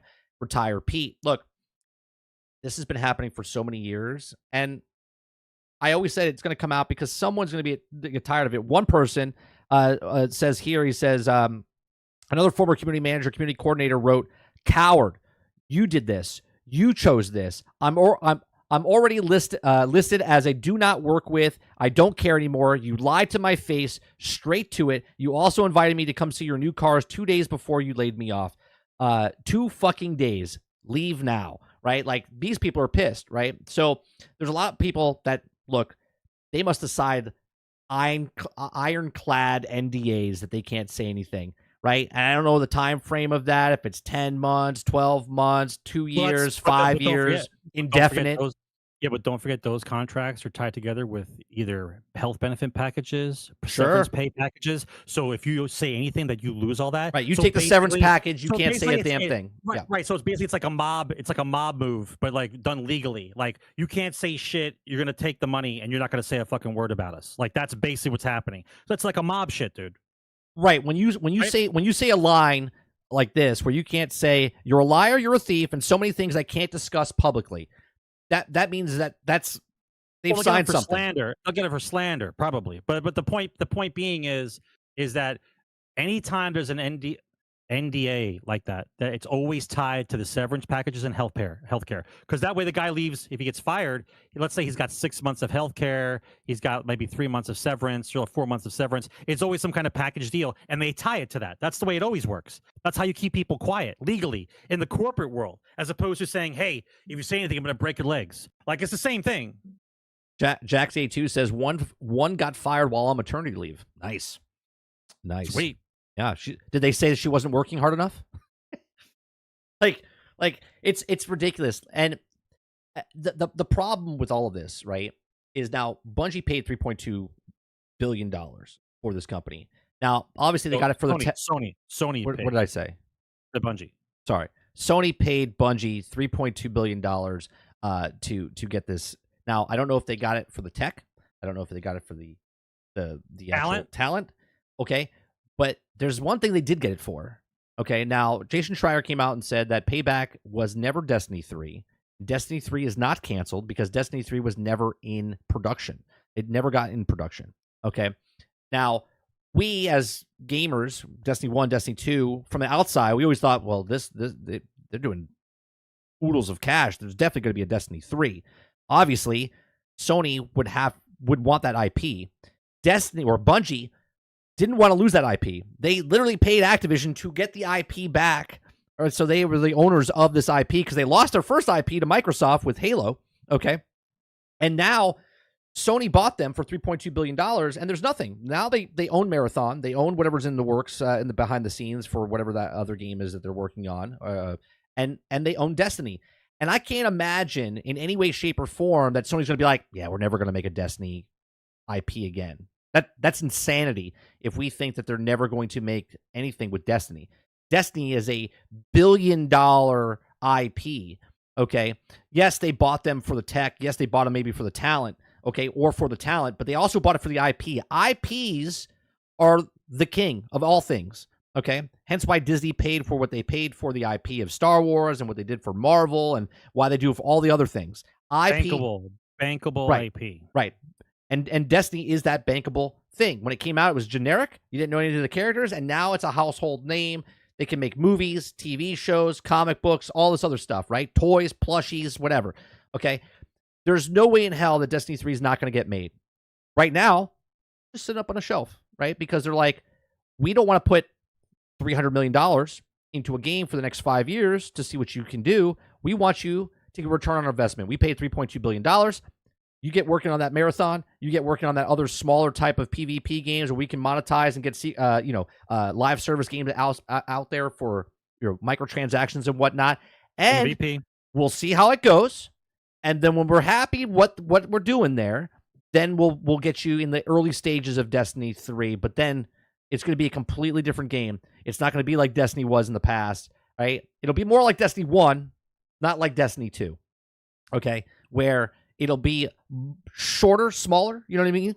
And then it'll be a live service game, but it'll be much more structured in the way from Sony now instead of Bungie spending like mad because they're like a kid that just got $1 million. They're like, I'm gonna buy everything. I don't know. We're gonna get a coffee maker. We're gonna have 15 cars. We're gonna have a go-kart track and thing. Right? There's another report coming out that Pete Parson opened up a studio 15 miles down the road, okay, and then closed it. And then he opened up a studio in Amsterdam and then closed it. Okay, they didn't even because he's trying to spend money, so it's not on the books. Right. Well, something earlier that business ventures that are taken and the money is spent, it doesn't have to be calculated on his own personal taxes. You can write it off as a loss. I would love to be a fly in the room. Now, I'm not saying anything, but Krebsy said here something earlier in the stream, and I read it, and I was like, he says studio is crumbling, and hey, let's buy a coffee bar, a masseuse, donate money we don't have to charities.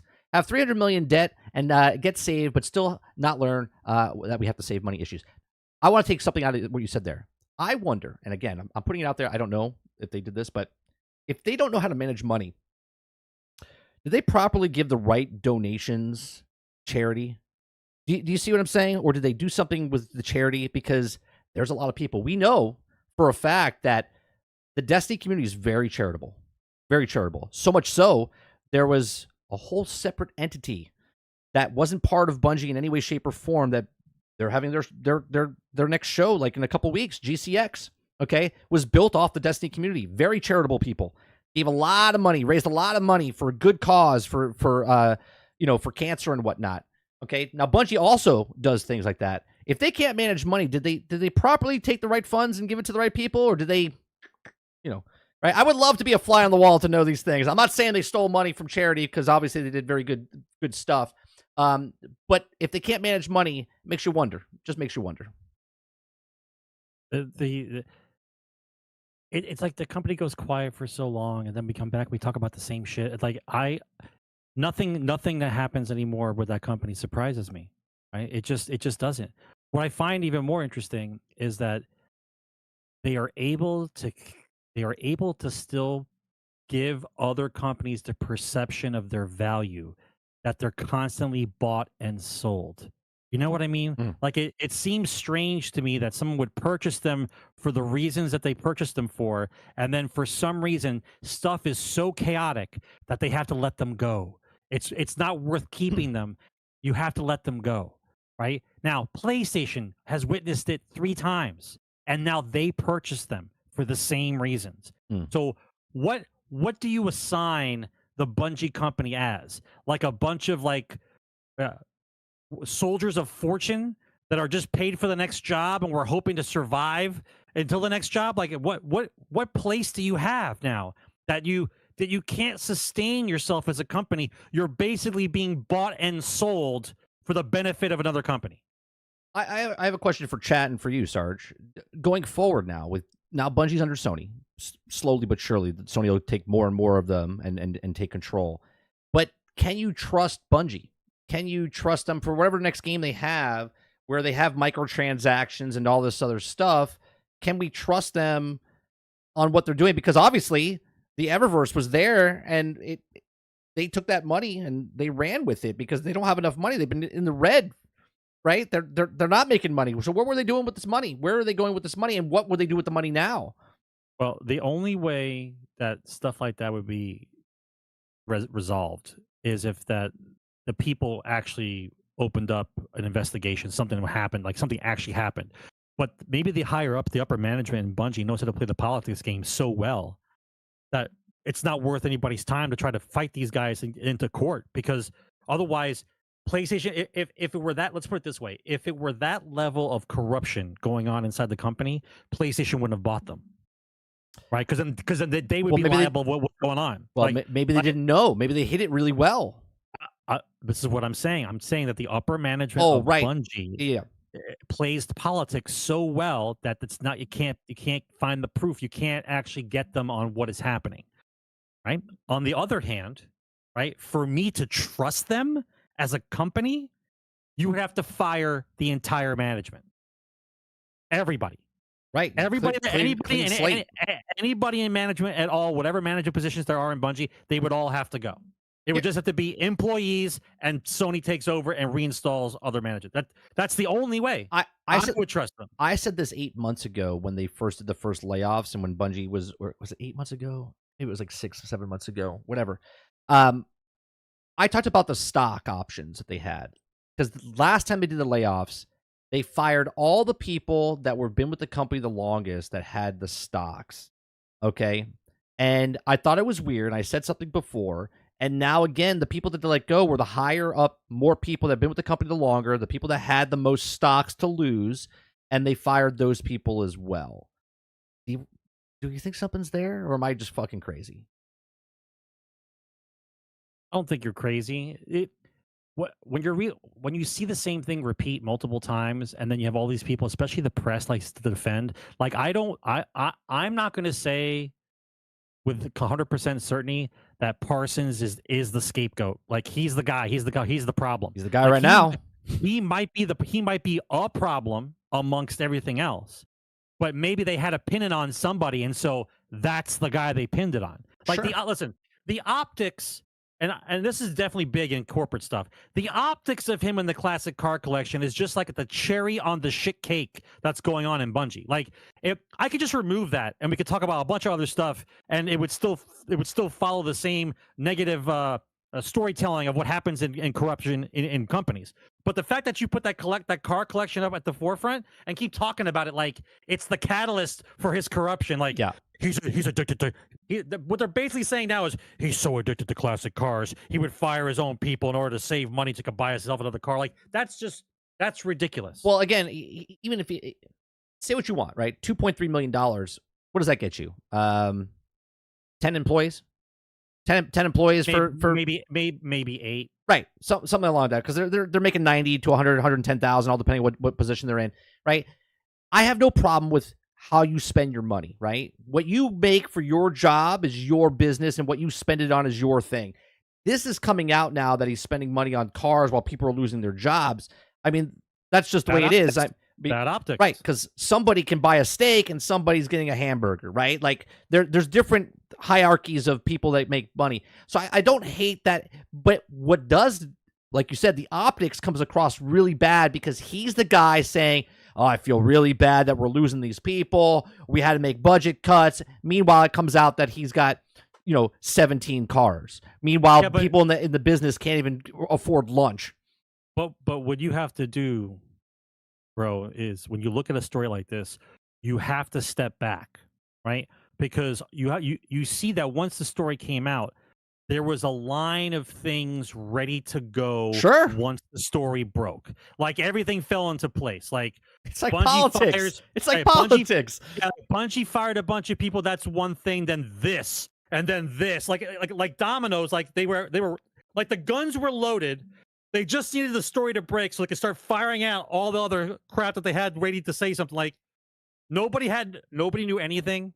The guys who worked in the past didn't know nothing. Nobody knew nothing. The classic car collection never came out till just now. Like it's too convenient to have all this shit come out at the same time and then start pointing fingers because public, like the mob rule, you love to find out who the bad guy is and get your torches and pitchforks and go after the monster. Someone has to, and they're all pointing at Pete, right? That's what's happening right now. It's like I get it. But if you're talking to me, everybody in that company, management-wise, has got to go. Everybody. The cancer has to be completely cut out. It's like Activision all over again. When Microsoft got Activision, they had to get rid of the people that were in the company that were doing the cube crawls and everything else, and they let people go. It's the same thing. I know people don't like this term, but it is like cancer. You have to get all the cancer out. If you don't get all the cancer out, it's going to come back and it's still going to kick your ass, right? You got to take it out. You've got to clean house. You when a company comes in, and this is why there's always layoffs when a company takes over another company, right? Because they have their people and they have their people. And when you come into us, they're like, "We don't know what you're doing over here. We're going to fire all of you. We're going to insert our own people in there." You save all that money. That's right. That's right. And this is the reality of business, right? Business, when people take over, there's going to be layoffs. If you don't think there's going to be layoffs, you're sadly mistaken. Either you've never been a part of that before, where you were part of a company and got taken over and lost your job, or you're just naive, right? Because anytime a company takes another company over, people are losing their jobs. If it's the people that are redundant in the company that they're currently, that's the buyer, or the people that are getting bought out that they just don't know what it is. They're like, you seem like a good person. It's like Office Space. When Office Space started, they're like, what would you say you did here, Pete? Right? And Peter's like, well, I come in through the side door and I come in 15 minutes late. You know what I mean? Like, and that's what it is. And they're like, all right, do we keep him? You got management material. And they give him a promotion, right? That's exactly how it happens. Yeah, but you see how perfectly the media machine was turned on at the exact moment, right? You said it yourself before, but now you have to put all the pieces together. Now, even though you think it's a theory, but it still tracks with the politicalness of corporate takeovers, right? So PlayStation takes them over. You know there's going to be firings. So PlayStation doesn't look like the bad guy, right? But they're not. Bungie has a track record of mismanaging money and all that. So PlayStation can take less of damage because they already have the black eye, right? Bungie has the black eye already, right? So now, in order to show good faith, they say we're going to take 150 people. Optics look fantastic for them, right? Yeah, right.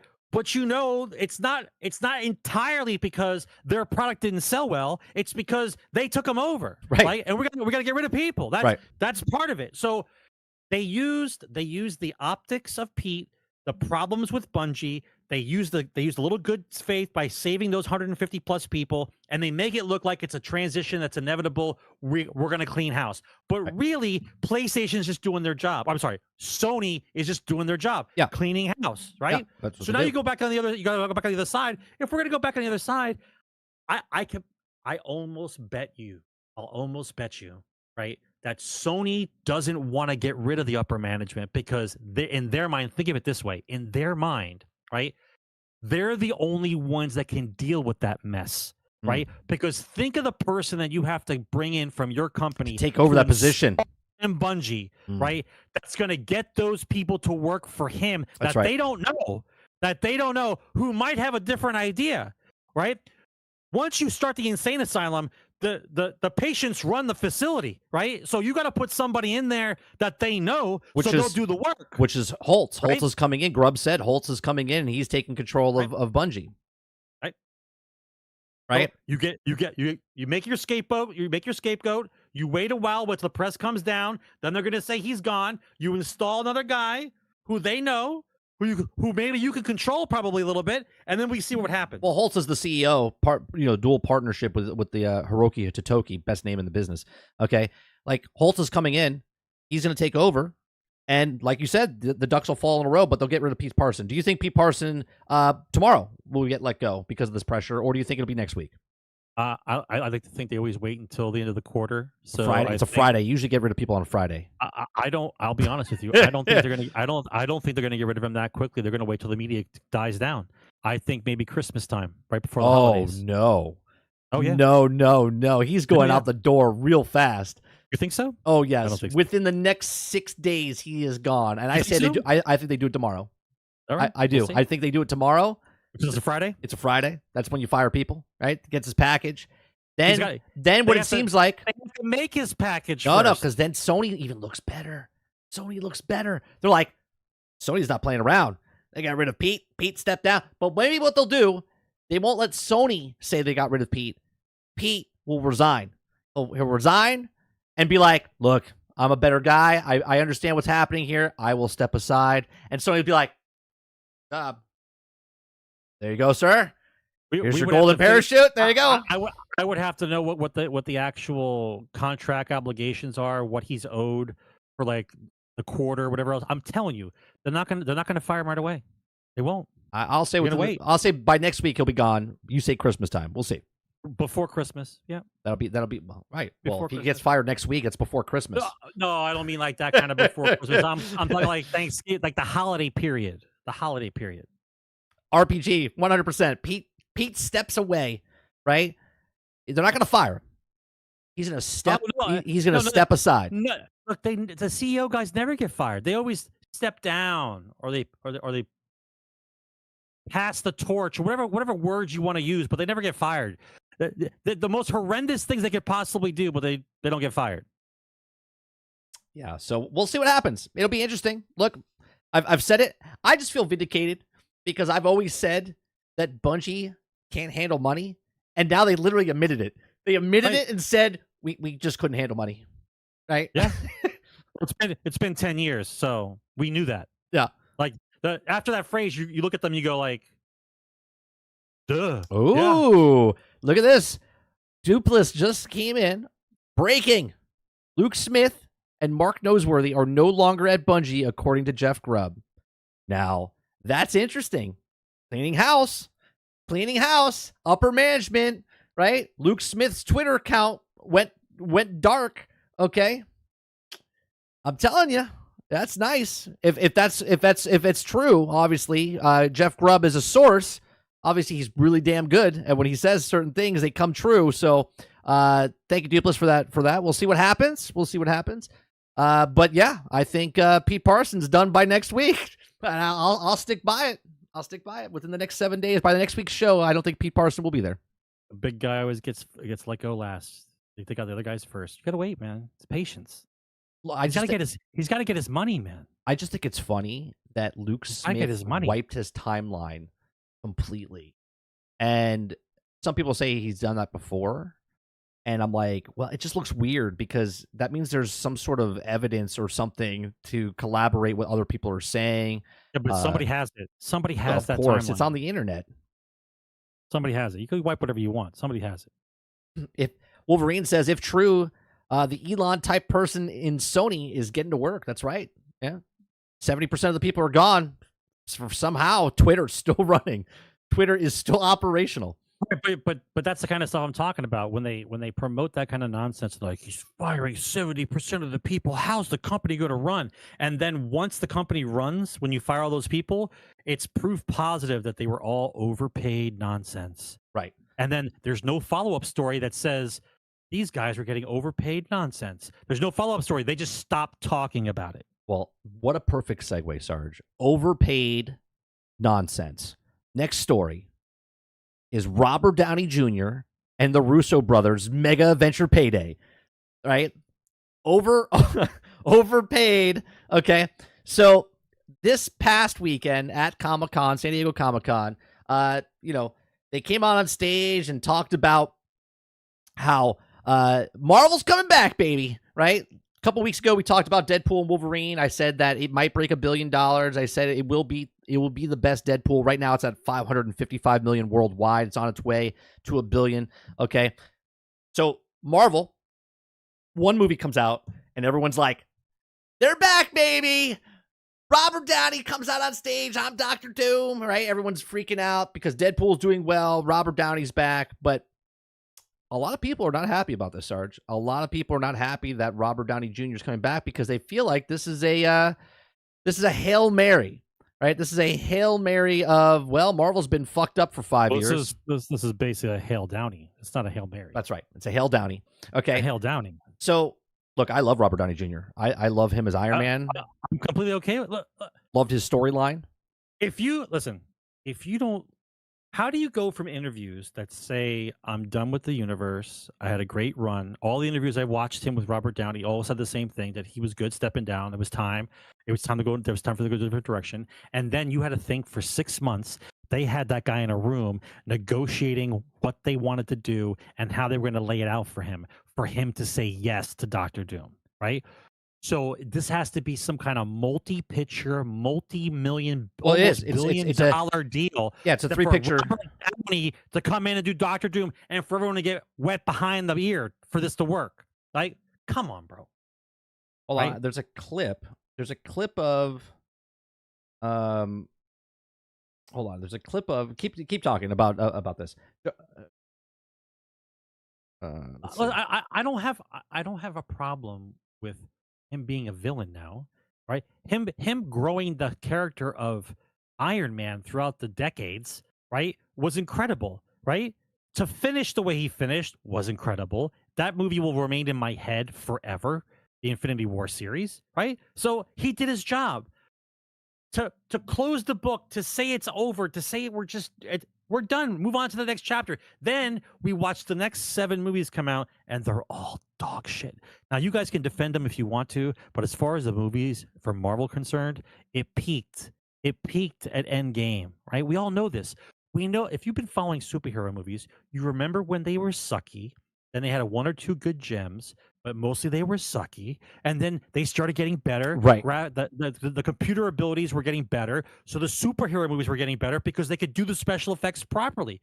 We had, listen, I could say without any questions, and you can argue with me if you want, chat, I'm pretty sure over the last 20 years, if we added up all the hero movies, we finally had a good percentage of movies that actually were good hero movies, not 17 shitty ones and 1 good one. The 17 shitty ones came out after the pinnacle of what we watched, and then they went downhill. Here's the thing, right?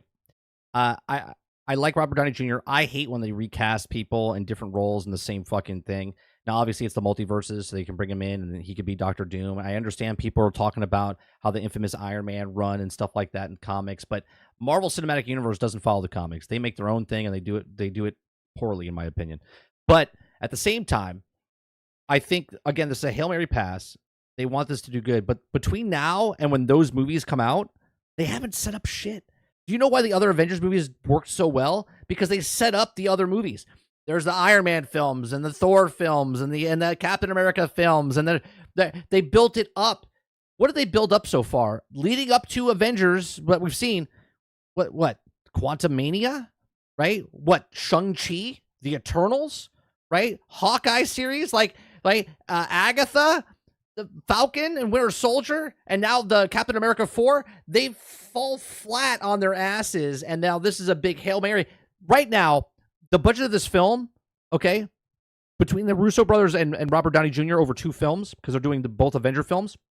Robert Downey might be in the 3rd film. He might come at the end of like Fantastic Four, okay? They're at $200 million. Okay, no, it's $100 million. It's $100 million for the 2 films, right? So I'm assuming Robert's getting 20 each million, and they're getting 80 million over 2 films. So they're getting like 40 mil, okay, each. Okay, that's a lot of fucking cash, and that's before it even starts to film. Okay, this movie, the Avengers movie, has to break $1 billion. Okay, has to break $1 billion, and maybe it will. They haven't shot anything yet. And I made a reference the other day. My son happened to watch DuckTales, and he was watching the old school DuckTales. And the guy who's I forget the guy who plays Gizmo, right? The superhero in DuckTales. The character who plays him, he makes a deal of this invention where he sells the thing before it's even made. That is what Marvel's doing right now. They're hyping you up on something that's not even made, right? They brought the Fantastic Four on stage. They're hyping you up. They haven't even filmed one fucking thing of the film yet, right? They're film it, and they're hyping you up on what could be.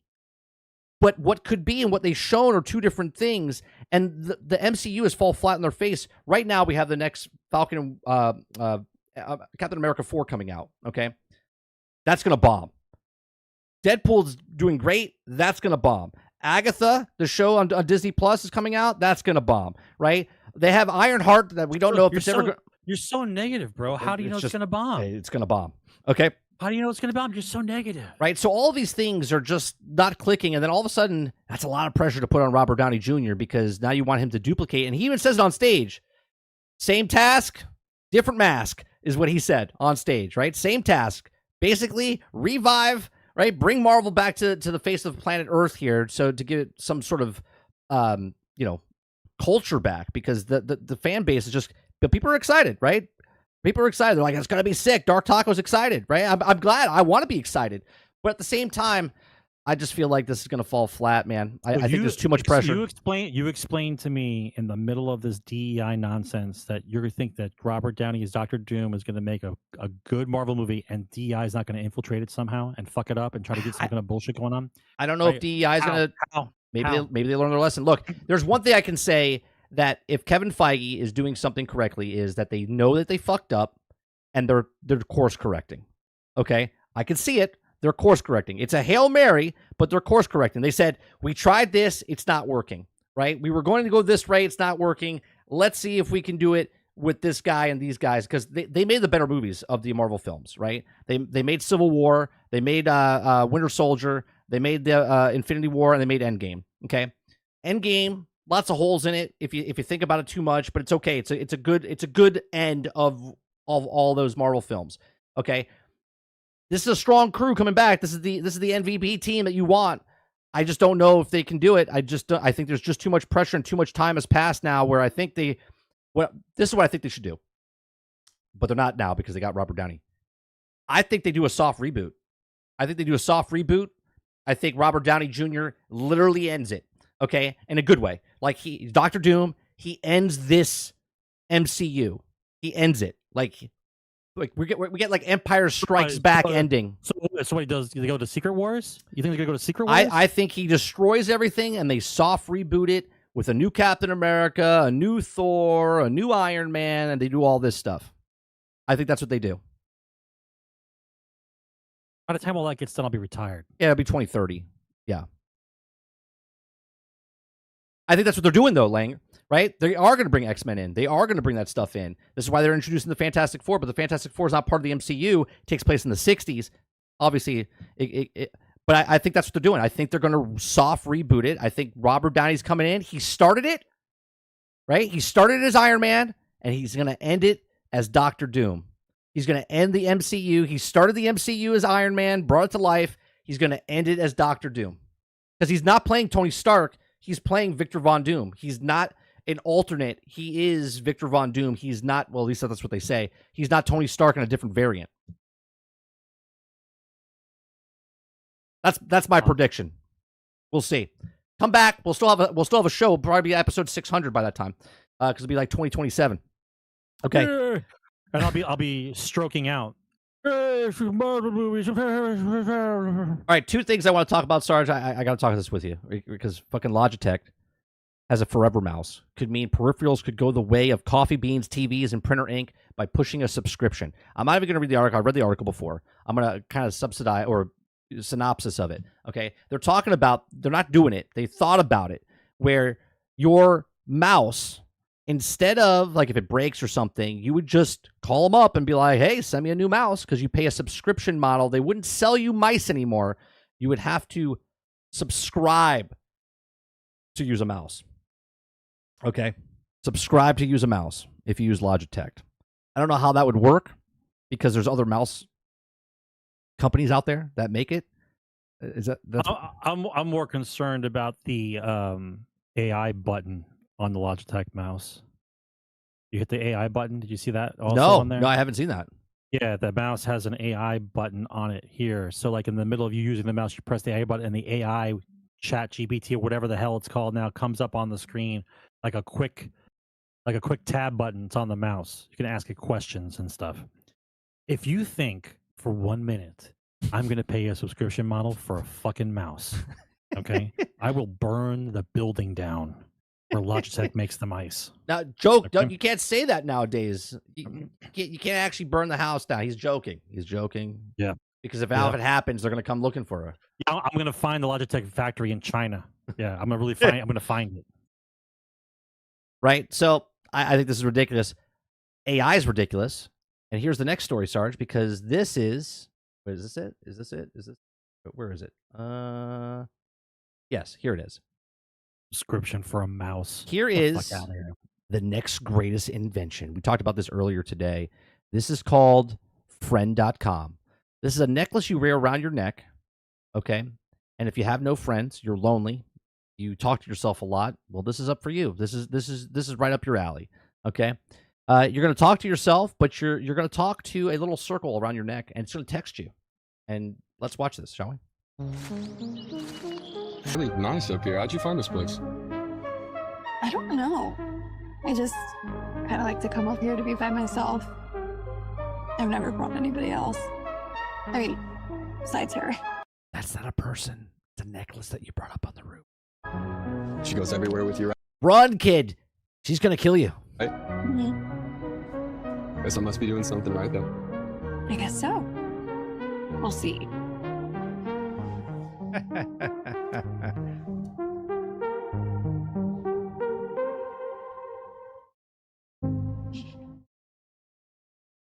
Yeah, it's called a friend.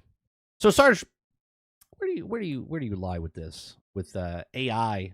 Now, I said if you take this invention and you just put it around your dog's neck or cat's neck, it's fucking genius, because then you feel like you're talking to your dog and he's answering you, right? All right. Oh man.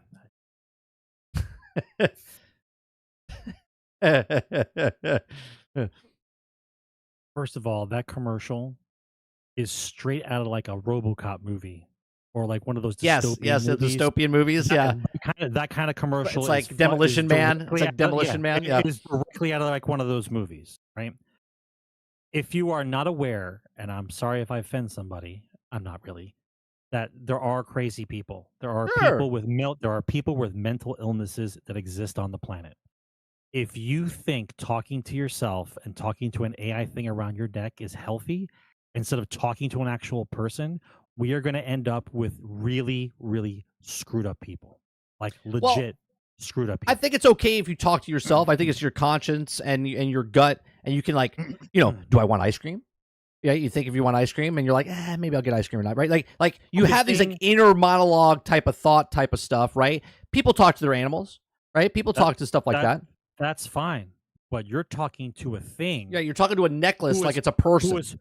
is programmed, and probably people listening Oh yeah, to no, you it say 100% is listening. So you basically are talking to this thing like you think it's your friend, Right? But really somebody's learning everything about your psychosis and what you like or don't like. And lo and behold, what ads will you receive? You're going to get a continuous stream of Zoloft, Xanax, and any kind of fucking pill off the planet when you wear this goddamn thing around your neck.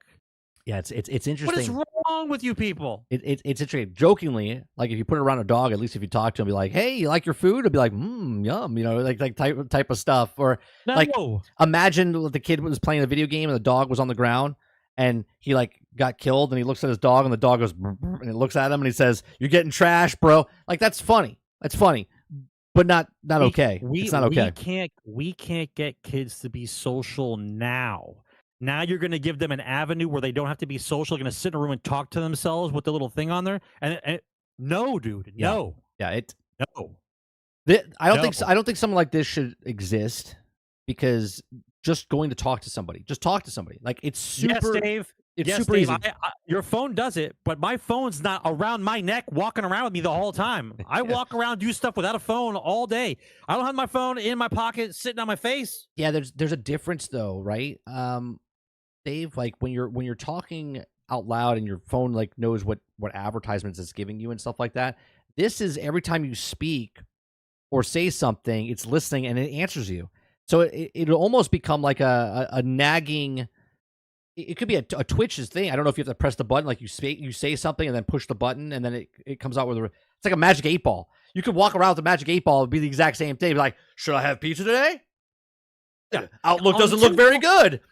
Until somebody's taking some psychedelics, thinks their dog's trying to kill them, and he ends up murdering his dog and telling the cops how the dog was trying to kill him. He was talking to me. He was texting me. Come on, man. You guys don't see like all the angles on this? Like that first of all, the commercial was disturbing. The music was very weird, right? Disturbing. Repsy says the police body cams for soccer moms. Well, in an interview with the guy who created this, he says the next rendition of this will have a camera built in.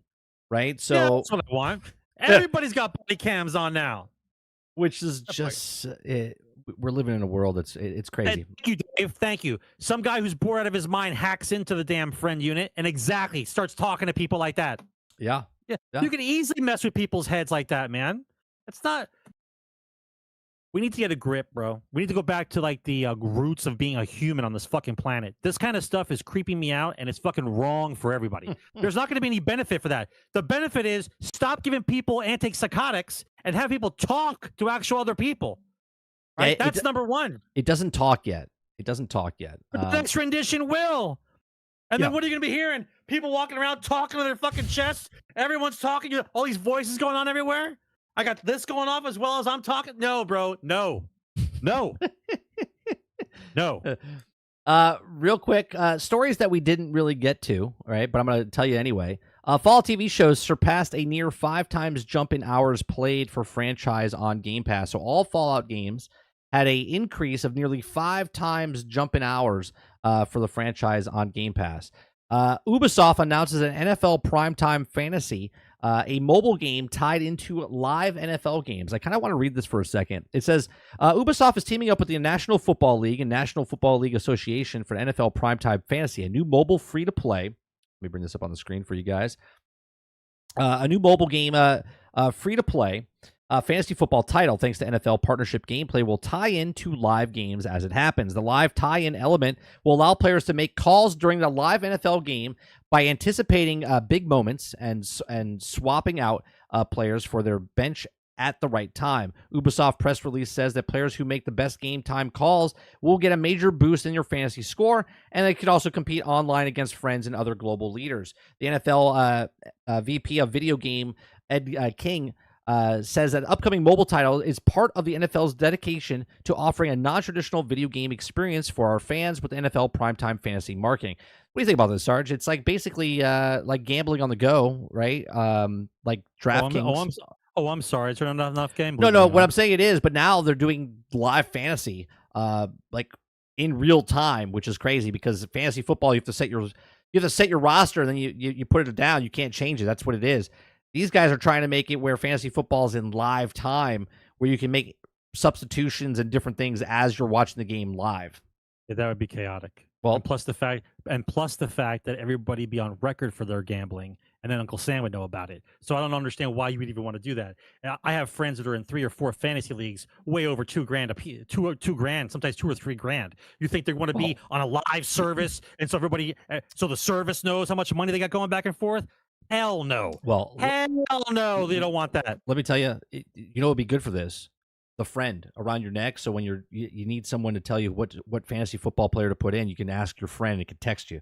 You're like, hey, I don't who think should I everybody start? understand. I don't think everybody understands how things actually work, and they try to make it like it's convenient, and you're supposed to be all clapping, like, yeah, it's more convenient for me. The whole point of fantasy football and stuff is so people don't know that you're gambling. Like Uncle Sam doesn't know that you're gambling. Like there's other things that you do, changing money from back and forth. Like that's why Venmo got a black flag immediately, because Uncle Sam found out that people were transferring money around and they weren't getting a piece of the action. Like, you think I want live fucking fantasy thing on a phone app I'm carrying around with me? No shot, kid. No shot.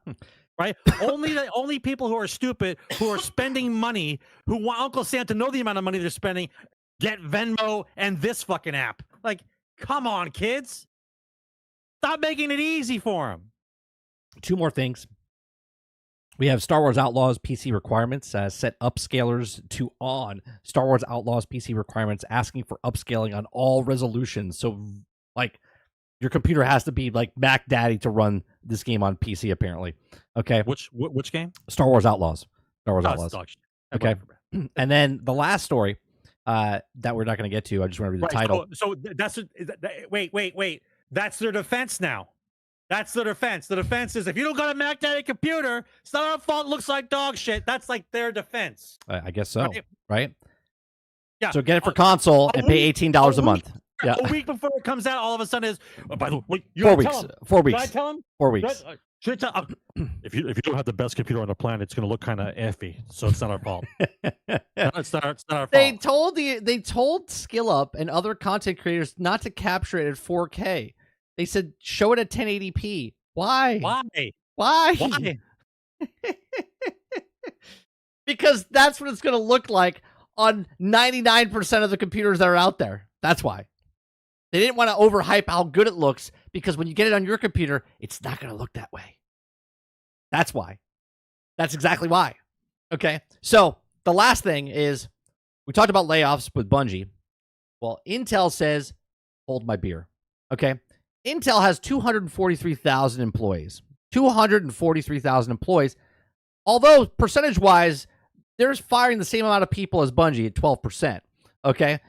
They're firing 15,000 employees.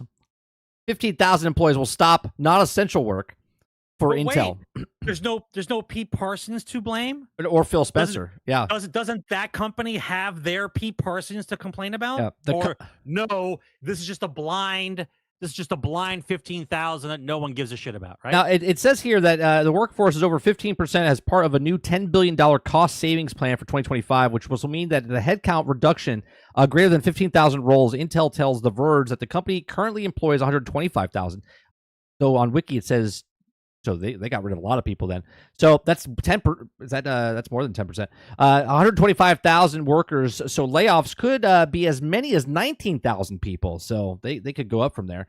It says each year through 2026, it will reduce capital expenditures by more than 20% this year, and will restructure stop non-essential work, and will review all the active projects and equipment to make sure it's not spending too much. So. Well, what an amazing concept of cost-saving method is to fire a bunch of people. That's how they labeled it. It's a cost-saving measure. Yeah, that's what they have to do. It's like I got news for you. A cost-saving measure is not firing people. That's not a cost-saving measure. There are other cost-saving measures, like we change the toilet paper type, or we don't put toilet paper in the stalls. We have a hand dryer. Like, that's cost-saving. Firing 19,000 people is not cost-saving. The softening of our language is causing people not to understand the severity of the issues that are going on around them. It's a problem. The actual problem. Real quick, Krebsy, Soft language. you said I know Avowed earlier was rumored that it got pushed back to 2025. Is that official now? Is that official that Avowed is moving to 2025? Let me know real fast because I haven't looked at it. That game is going to go from avowed to disavowed in less than 3 months. 3 months. I'm giving that game 3 months. Well, now it's getting pushed back to 2025 apparently. So we'll see what happens. We're so close. I thought we were going to do it today on this show. I think we surpassed it, but it hasn't updated yet. Before the show started, we were at 499,488 views. So we were about to break 500,000 views on this channel, which is, someone could do that in like one video. But for me, that's a big deal. So I like to appreciate and thank you, every single one of you that's watched one of our videos or is watching one of our videos or come to our live shows over this course. This channel is 2 years old, so I do appreciate that very much, that you've just supported us and hang out and watch us. That's going to do it for Generation X Gaming, the weekly podcast that goes over a few of the top stories in the past week, and we rant along the way. Episode is 404. I can't believe that. 404 is in the can. We do appreciate you very much. You can listen to us on iTunes, Google Play, Spotify, Anchor.fm.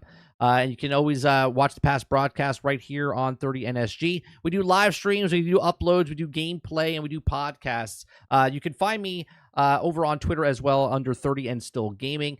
You can also watch me tomorrow as I go over to Lono's stream, and we talk about, I think we're talking about Destiny tomorrow. So if you came here today and you heard what I had to say, it'll be over there talking with him tomorrow about the same type of topic. So appreciate it very much. You guys have a great rest of your evening, and I'll see you guys on the next one. Thanks for watching. Game on, guys.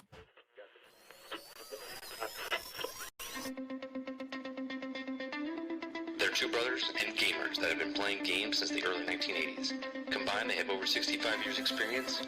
Join them each week as they discuss and rant about gaming and entertainment news. This is Generation X Gaming.